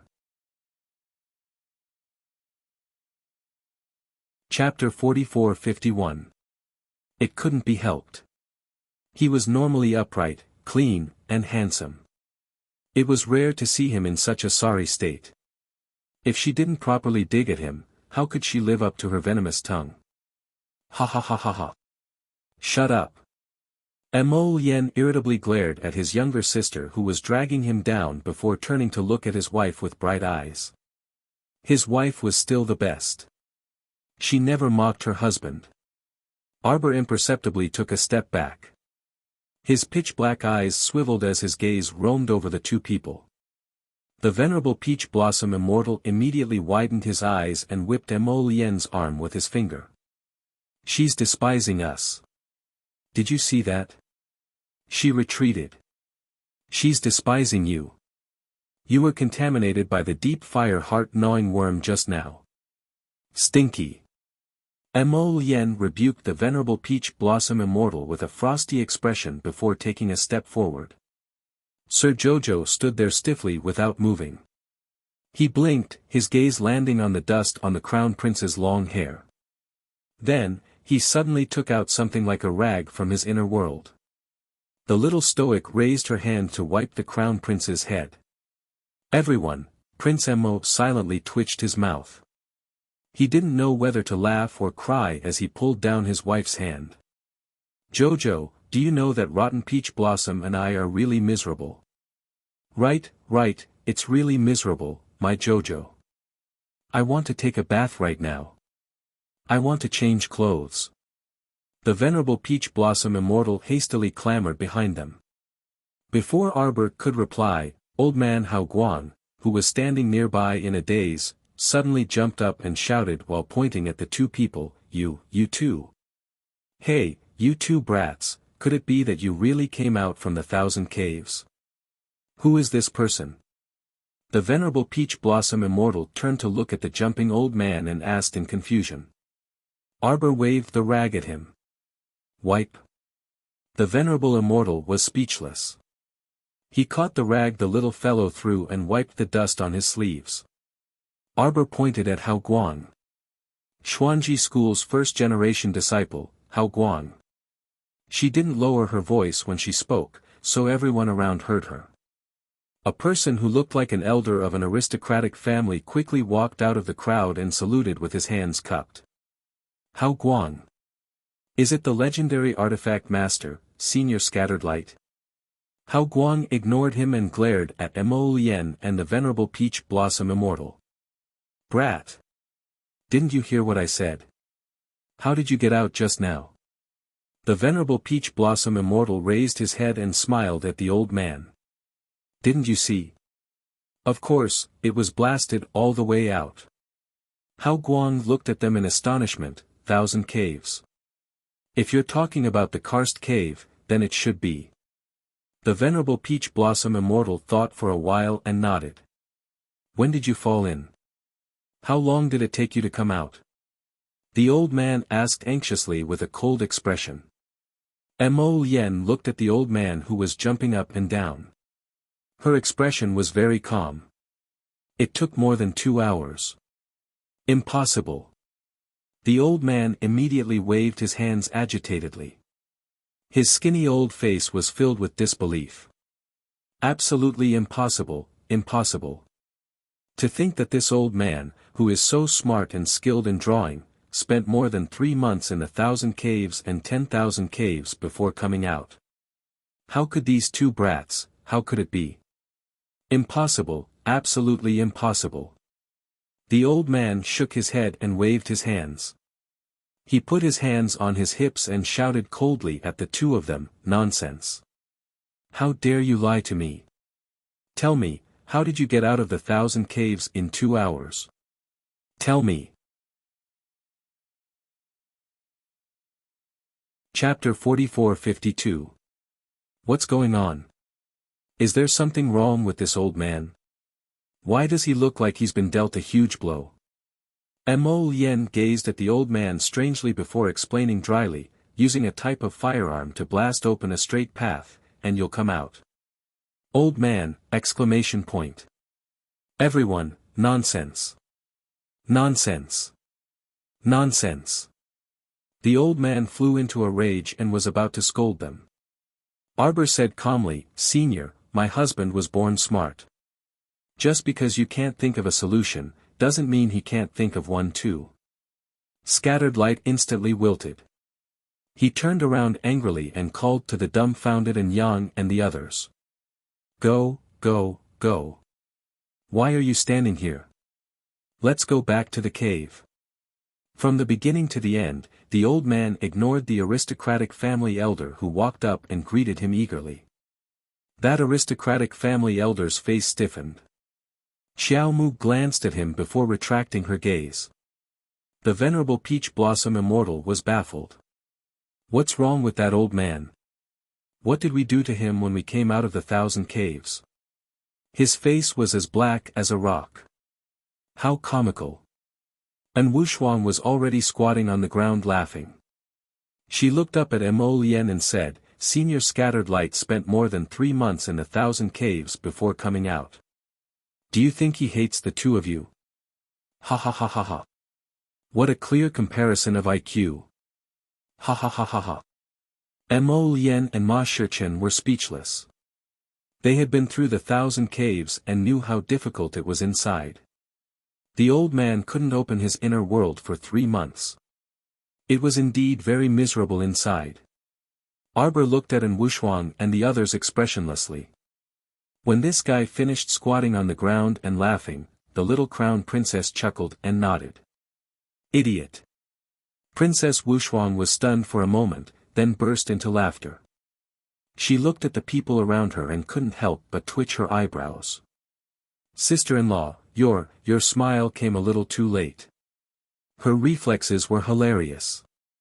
She waited until everyone was done laughing before she chuckled. How comical. Gu Yishuan and the others didn't say anything. Seeing Wuxia and the others chattering on the other side, Gu Yishuan turned away with a cold face. Suddenly, someone called out, Look! What is that? There's light in the sea. There was no light at all. It was a large halo of light rising from the depths of the sea. Everyone hurriedly flew forward to check. They were all fighting to be the first, afraid that they would fall behind. When Arbor's group came forward, they saw a ring-shaped light array appear on the surface of the sea. It was bright and lustrous, and it slightly rippled along with the calm sea water. Entrance. It's the entrance to the mystic realm. A practitioner shouted excitedly. Without saying a word, he dashed towards the light formation in the sea and jumped in. The others also hurriedly scrambled to run there, pushing and shoving each other. The first young cultivator who jumped into the light formation let out a miserable scream. In a matter of minutes, it was shattered into pieces by a strong light. Wow! The cultivator who almost had 1 foot in hurriedly took a step back. Unexpectedly, he bumped into several other cultivators who were charging from behind him. This person was very miserable. He staggered and fell into the light formation in front of him. Once he stepped into the light formation, this person was once again ground into pieces. Not even a trace of him was left. Everyone's expression changed abruptly, and they all retreated at the same time. Arbor's group jumped down a few times and took the opportunity to jump to the front of the crowd. At this time, the light circle had already shrunk a little. A few faintly pulsating seal scripts appeared in the air. Chapter 44-53. At this moment, no one dared to go forward. They all consciously took a few steps back, staying far away from the circle of light and watching silently. That circle of light seems to be shrinking. And Wushuang looked at the circle of light that was gently floating with the sea water in surprise. The circle of light was shrinking really fast. At this rate, in less than half an hour, the entrance to the Tianji secret territory would disappear. Obviously, the other practitioners had also noticed this problem. 2 disciples of aristocratic families couldn't help but shout, "The entrance is about to close. What should we do now? Let's give it a try." How? Someone opened his eyes wide in surprise and turned to look at the disciple who spoke. "Do you want to die? If you lose your life, you'll lose everything. What's the point of talking about cultivation? What's the point of wanting treasures in the secret territory? If you die, all these things are worthless. Are you willing to accept this?" The young man clenched his fist and shouted angrily, "We're already at the entrance. Shouldn't we at least give it a try? Maybe those 2 people were just unlucky. What kind of joke was this? 2 people were torn to pieces in the circle of light. Could it be that they were both unlucky? No matter how brave they were, they couldn't disregard their own lives and choose to go forward to die at this time. If you want to go, go by yourselves. Wealth comes from danger. Fine, if you don't want to go, then I'll go." The young man clenched his fist and took a deep breath. Suddenly, he ran toward the entrance of the secret territory. Arbor and the others all stepped aside and looked coldly at him. They saw the young man rush to the entrance of the secret territory in a spurt of energy, but he suddenly stopped beside the circle of light. Seeing this, the others couldn't help but laugh out loud. "Yo, you were so high-spirited, but in the end, you're scared." Arbor didn't say anything. His gaze fell on the slowly pulsing runes above the circle of light. He was concentrating on studying them when suddenly, his body tensed up as he instinctively felt a trace of danger approaching. Mo Lien reacted even faster. She pulled Arbor into her arms and pushed him with a backhand palm. A young man dressed in black was sent flying by a palm wind, and he stumbled as he rushed out. This person couldn't control his body at all. Amidst the cries of alarm, he let out a heart-wrenching scream. The young man standing at the edge of the circle of light heard the scream and turned around. He was so scared that he broke out in a cold sweat. This person was heading straight for him, and he hurriedly dodged to the side. With a splash, that person immediately fell into the sea and stepped straight into the circle of light.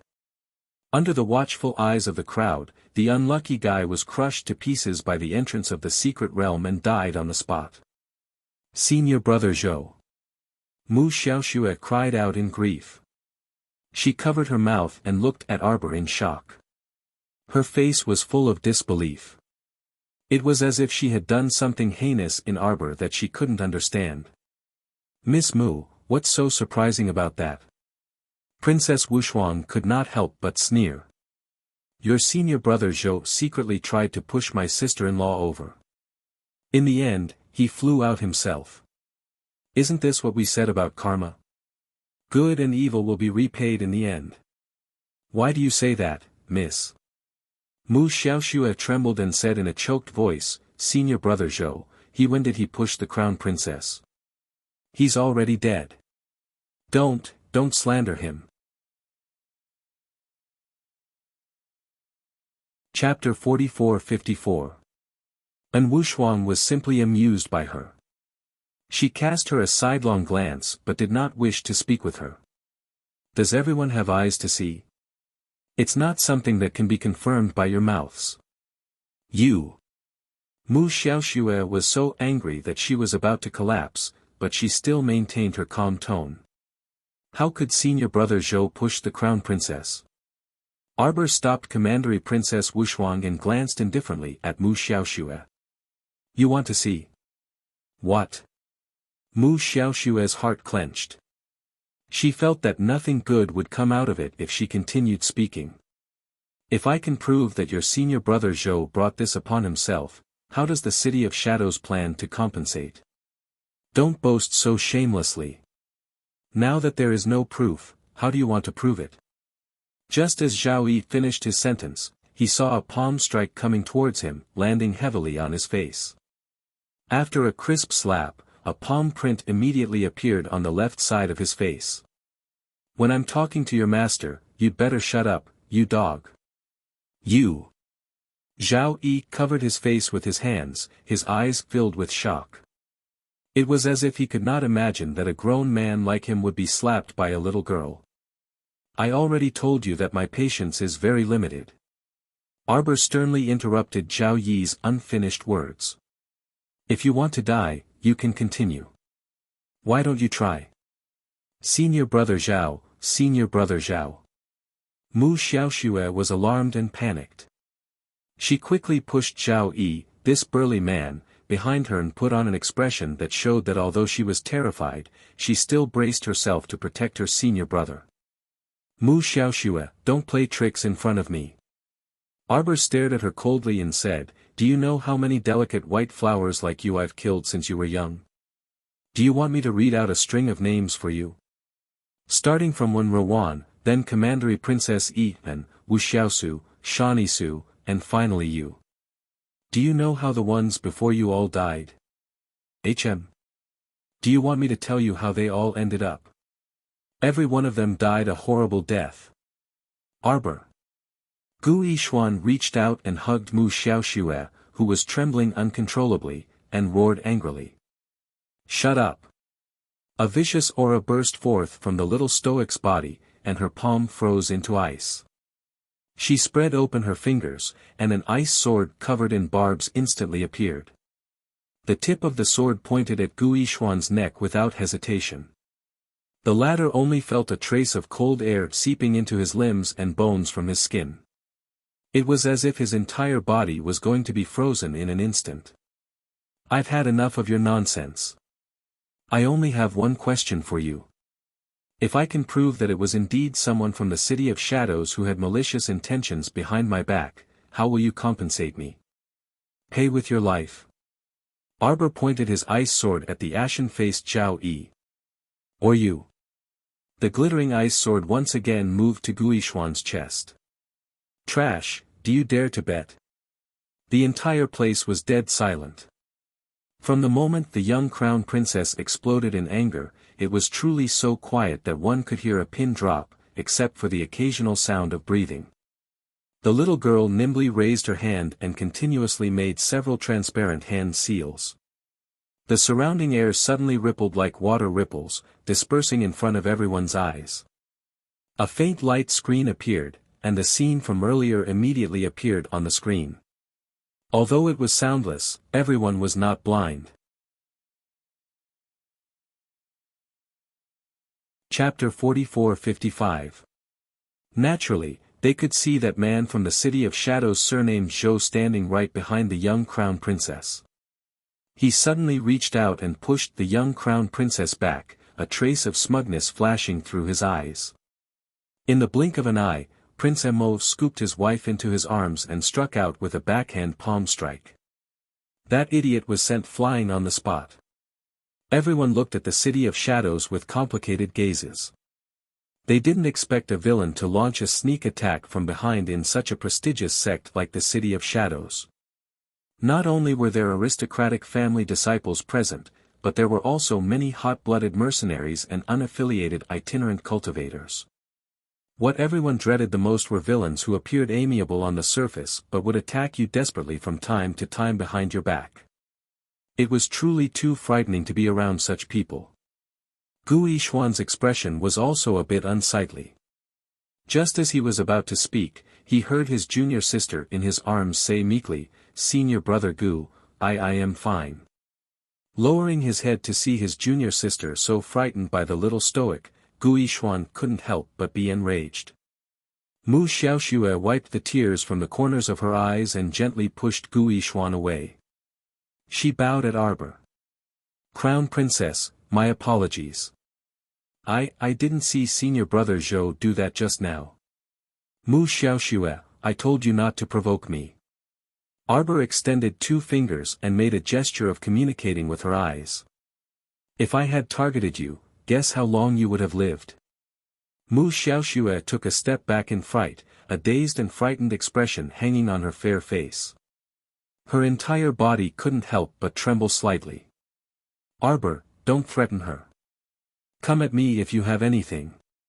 Gu Yixuan hastily walked forward and shielded his junior sister behind him. "Threaten?" Arbor couldn't help but sneer. "I've never done such a senseless thing." She walked step by step toward the pair of martial siblings. Gu Yixuan was actually intimidated by her aura, but in order to protect his pitiful junior sister, he forcibly suppressed the fear in his heart and stood in front of Mu Xiaoxue. "Mu Xiaoxue, do you not understand what I'm saying? I told you not to act like a little white flower in front of me. I, the crown princess, won't fall for your tricks like those two idiots beside you." Tears welled up in Mu Xiaoxue's eyes as she said pitifully, I didn't. "Cut the crap and compensate me." Arbor interrupted her coldly. What compensation?" Mu Xiaoxue couldn't help but shudder. She felt as if she had fallen into an ice cellar. "That's enough." Lin Miao flung her sister Lin Zhener's hand away and shouted angrily, "Even if someone attacked you in the City of Shadows just now, he's already dead. What compensation do you want? Why don't you go underground and ask for compensation?" As soon as Lin Miao finished speaking, she felt several cold gazes land on her. Traces of killing intent made her tremble all over. She quickly retreated behind Lin Zhener, lowering her head and not daring to look at the crown prince and the others' expressions. "Compensation!" Arbor roared impatiently at Mu Xiaoxue. 10 million spirit coins. Mu Xiaoxue's eyes immediately widened. Gu Yixuan, Zhao Yi, and the others also stared at her in shock. They all cried out in unison, 10 million. "You! Cut the crap!" Arbor didn't have the patience to be long-winded with them. She slowly raised the ice sword in her hand. "It's fine if you don't want to compensate. Eat my sword." Chapter 44-56. You! Gu Yixuan pulled Mu Xiaoxue back and stepped into the water. When they looked back, they realized that they were not far from the circle of light. They were so frightened that they hurried ashore. But an ice sword was right in front of them. "You should be glad that the idiot who stabbed me in the back is already dead." Xiao Mu gazed icily at Mu Xiaoxue as she enunciated each word. "Does the City of Shadows want to be buried with him? Compensate! Compensate! Compensate! Compensate!" Lin Zhener rushed forward and blocked Gu Yixuan and Mu Xiaoxue. She took out a spirit coin card from her inner world and presented it with both hands. Sister. Lin Miao could not help but stomp her foot. Lin Zhener ignored her and handed over a spirit coin card. Then, she cupped her hands at Arbor and said, "It's a misunderstanding. It's all a misunderstanding." Mu Xiaoshue's face was slightly pale as she leaned into Gu Yishuan's arms. She seemed to be frightened and looked at Arbor in shock. Seeing her cold gaze, he quickly averted his eyes, not daring to look at her. Arbor took the spirit coin card and walked to Mo Lian's side. She tugged at his sleeve and whispered, "The runes on it only represent two words, life and death." Mo Lian was startled and looked at the circle of light that was shrinking. "I think this entrance won't last much longer." The venerable Peach Blossom Immortal smiled gloatingly. "Do you want to go in?" Arbor nodded. "Of course, let's go in." How could such a small problem stump Lord Jojo? If Ancestor Xuanji knew that she could not even enter Ancestor Tianjizi's mystic realm, he would probably jump out of the ground and give her a good beating. "Do you see the jumping runes on it?" Arbor smiled.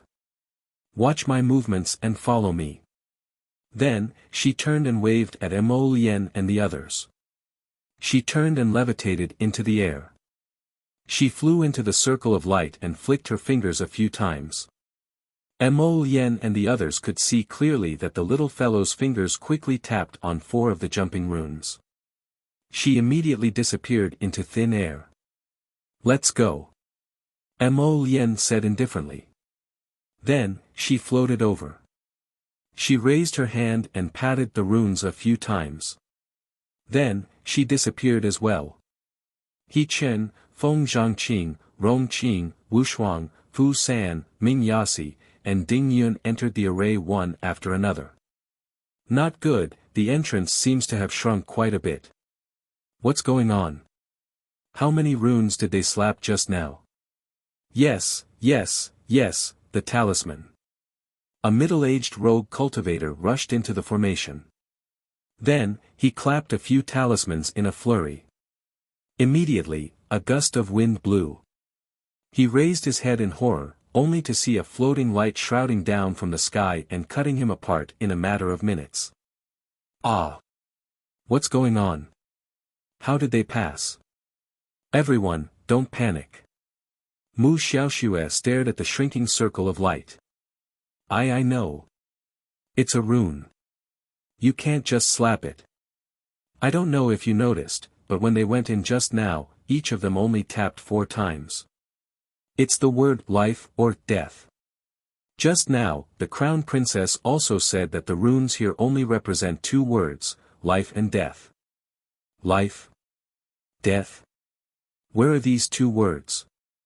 The runes on the surface were messy. The words were scribbled like graffiti. No one could see what the words were. Is there a talisman master here? Can you help me identify it? When a talisman master draws talismans, the words life and death are written differently from ours. Chapter 44-57. Everyone looked at each other in dismay, but dissatisfaction towards the little crown princess rose in their hearts again. This crown princess was too much of a jerk. She clearly grasped the method to enter the mystic realm, but she didn't tell anyone.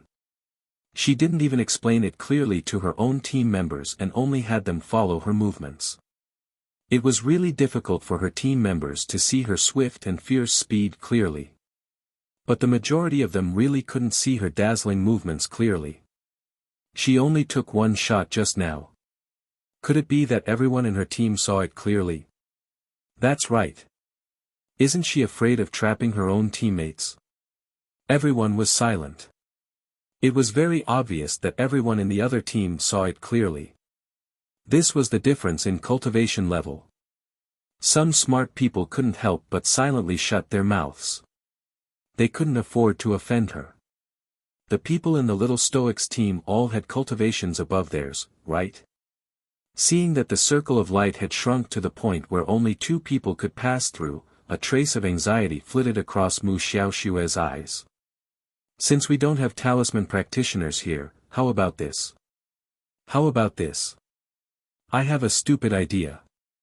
We're very sure that they took 4 shots when they went in. So there must be 4 identical runes mixed in. Let's all go look for them.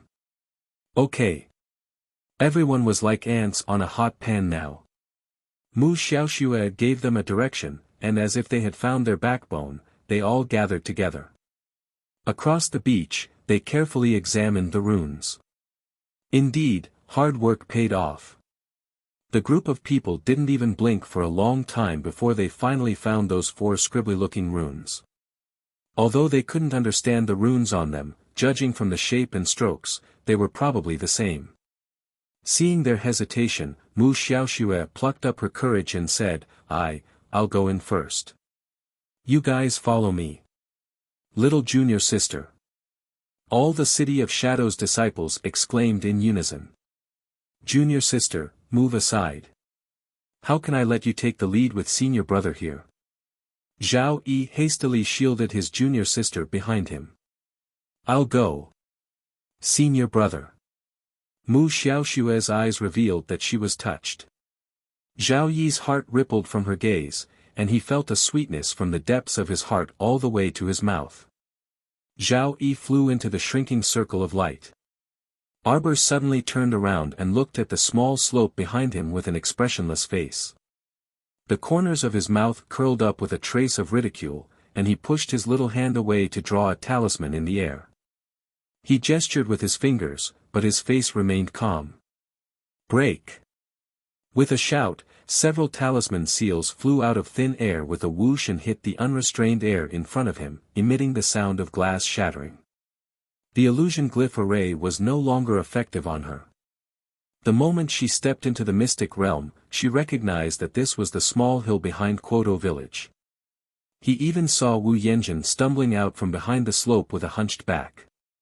How could she forget such a scene? On the 3rd day after she came back to life, she ambushed Wu Yanjun at this very place.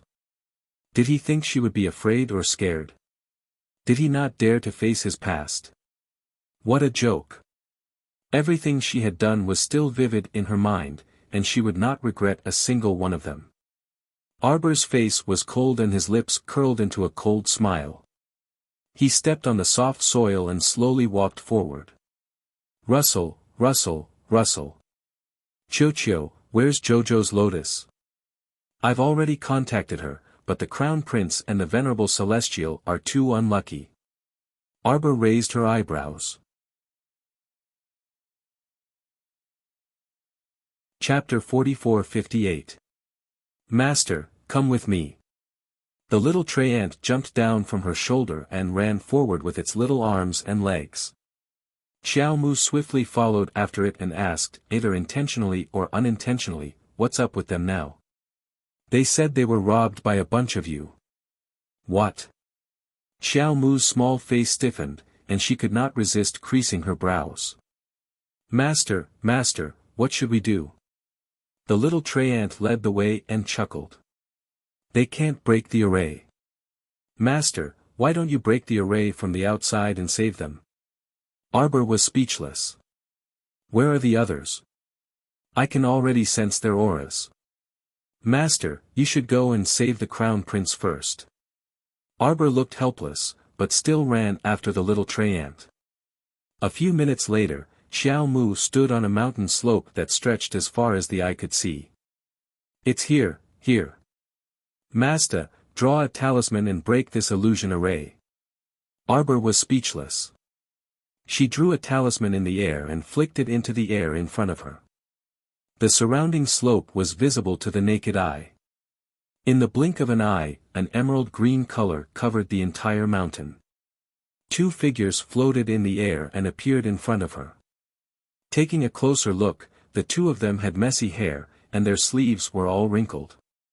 The expressionless Master Jojo looked at the 2 of them and said, "Go find the others." Jojo. Mo Lien dashed in front of him and pulled him to her side. Jojo, you hit me. What hit you? She even kicked me a dozen times. The venerable Peach Blossom Immortal pointed at the footprints on his robe. Did you see that? You kicked me. Master Jojo put on a cold and emotionless face. A small illusion array can make you look so pathetic. Useless. What trifling illusory formation.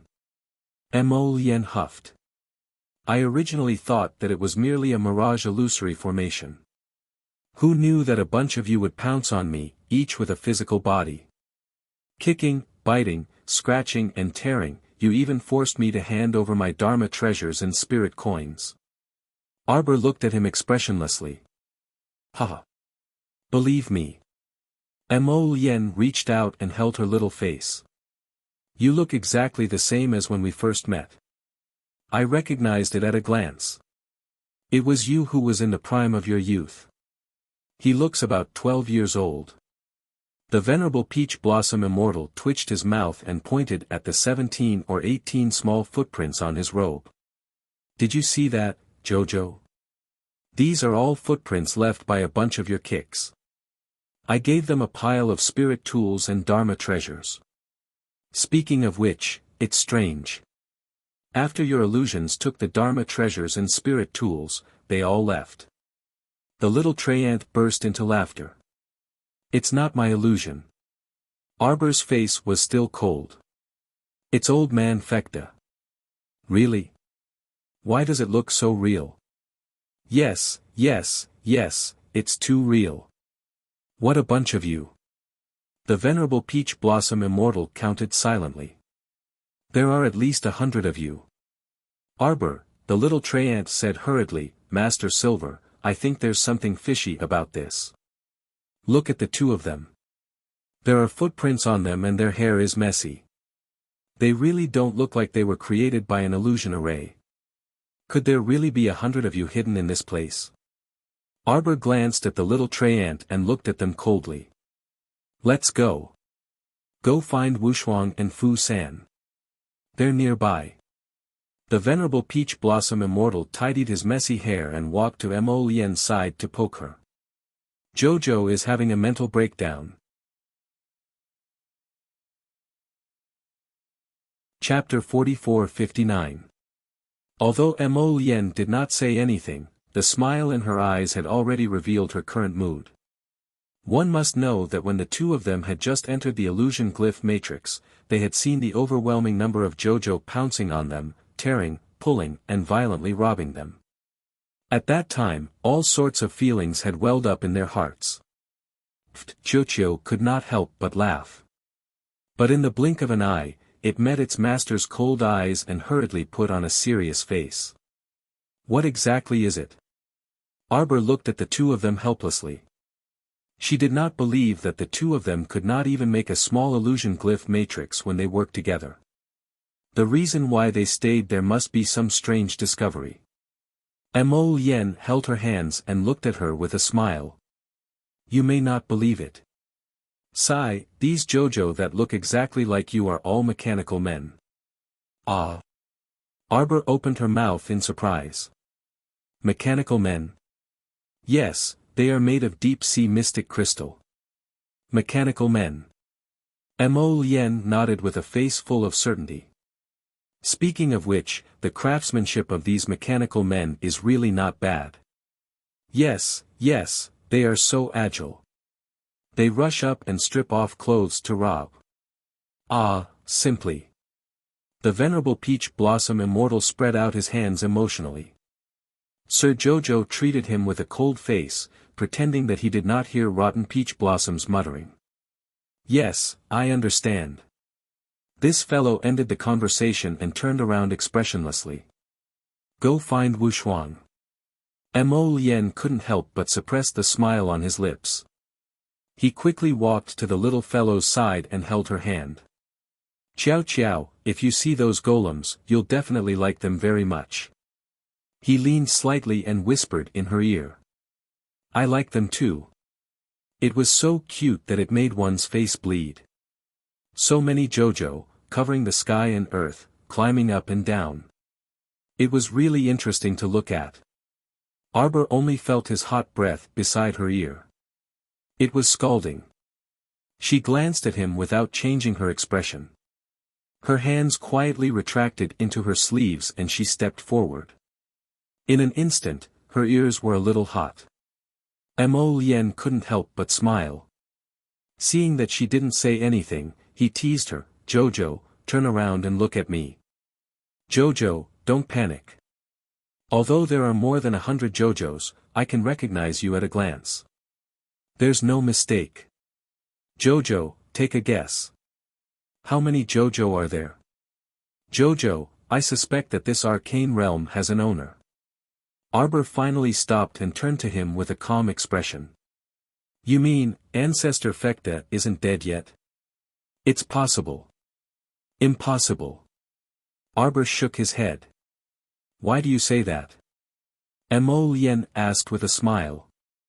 "A woman's intuition."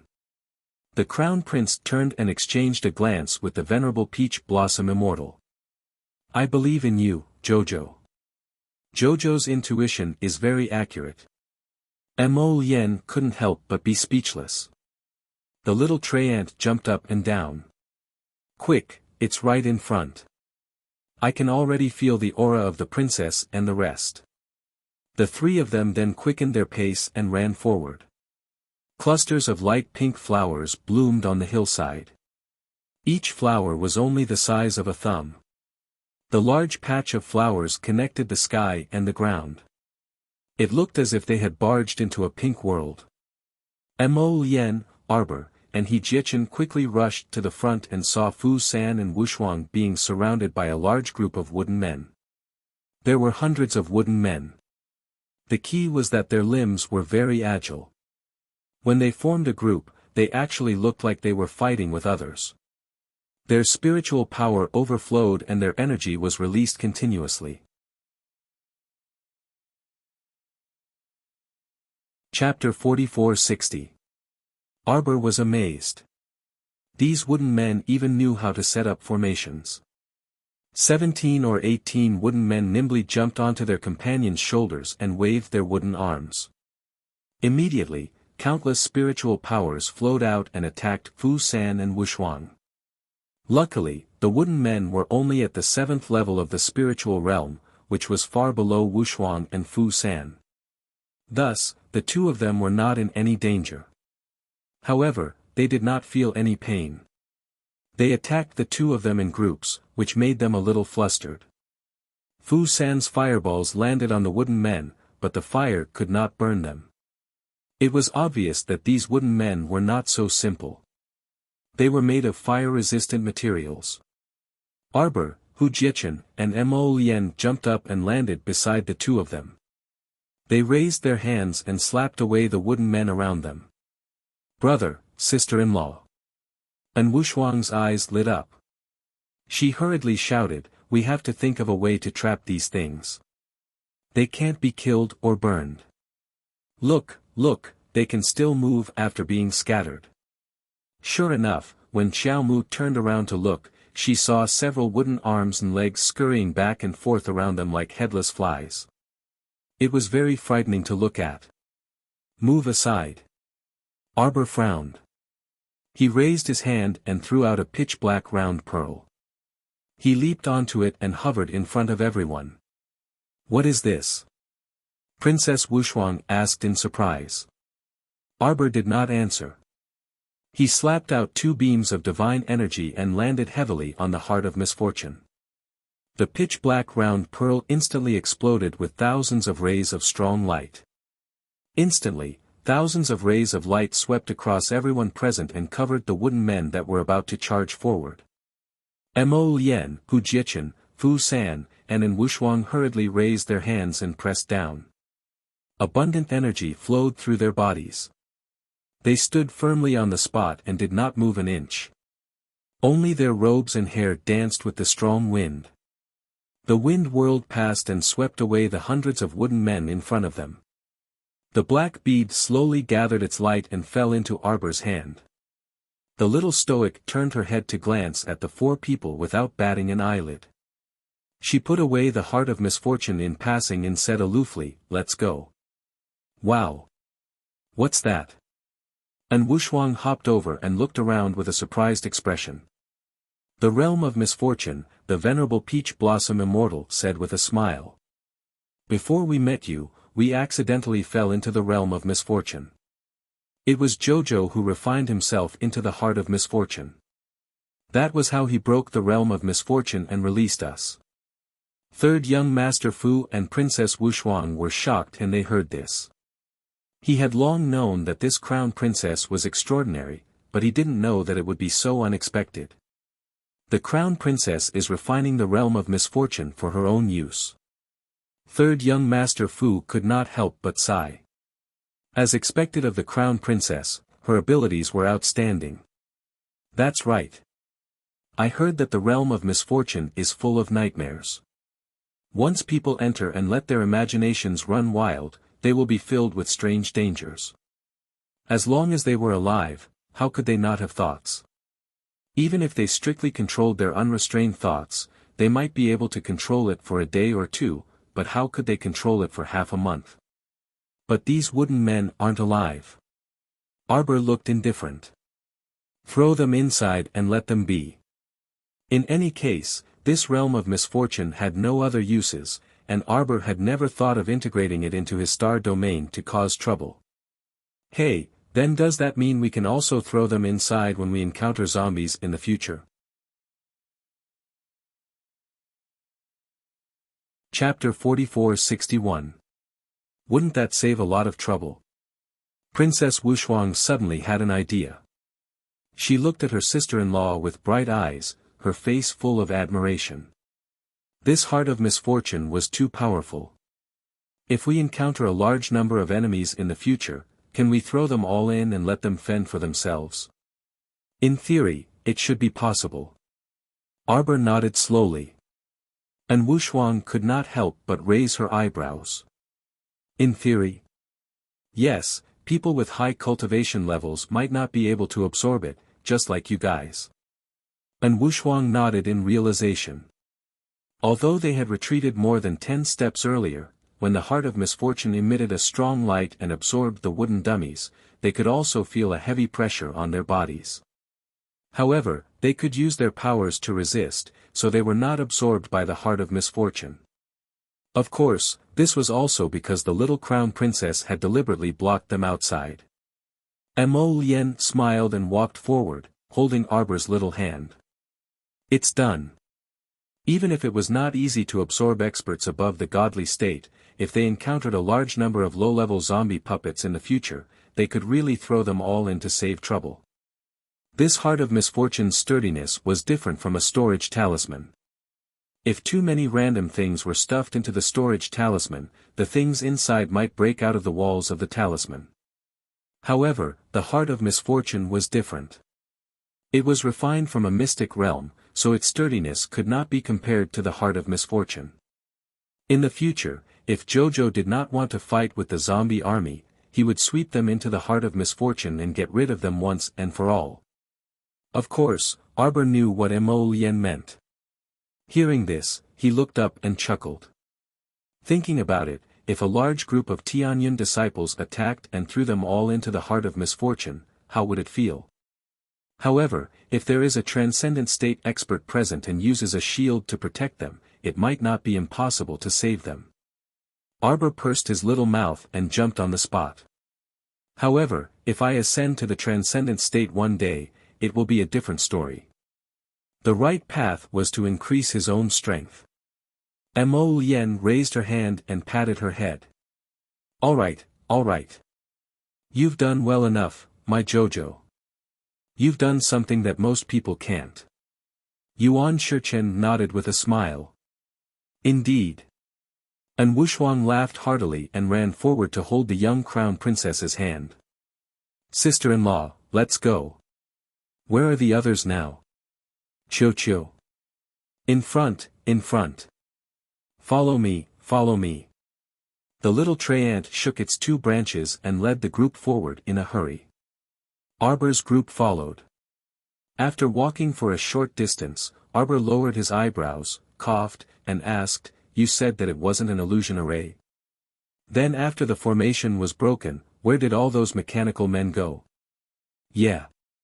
The venerable Peach Blossom Immortal turned around and floated in front of Arbor. He said with a smile, "It's really strange. After the talisman formation was broken, those little JoJos all disappeared." "What little JoJos?" Princess Wuxia asked curiously. "Nothing." Arbor took the lead and walked forward expressionlessly, leaving Yuan Shichen and the others behind. The venerable Peach Blossom Immortal could not help but chuckle. He turned to look at Imo Lien, who was looking at him sideways, and shook his finger. "JoJo is shy. You're so boring." "How am I boring?" The venerable Peach Blossom Immortal smiled. "You're tuning into the Han Li's Wuxia Adventures YouTube channel. We're so grateful for your support, and don't forget to subscribe to join us on this incredible journey through captivating stories. Your generosity through donations truly makes a world of difference, as it's the primary source of revenue that allows me to expand and enhance this channel for you. Thank you from the bottom of my heart for being a part of this adventure."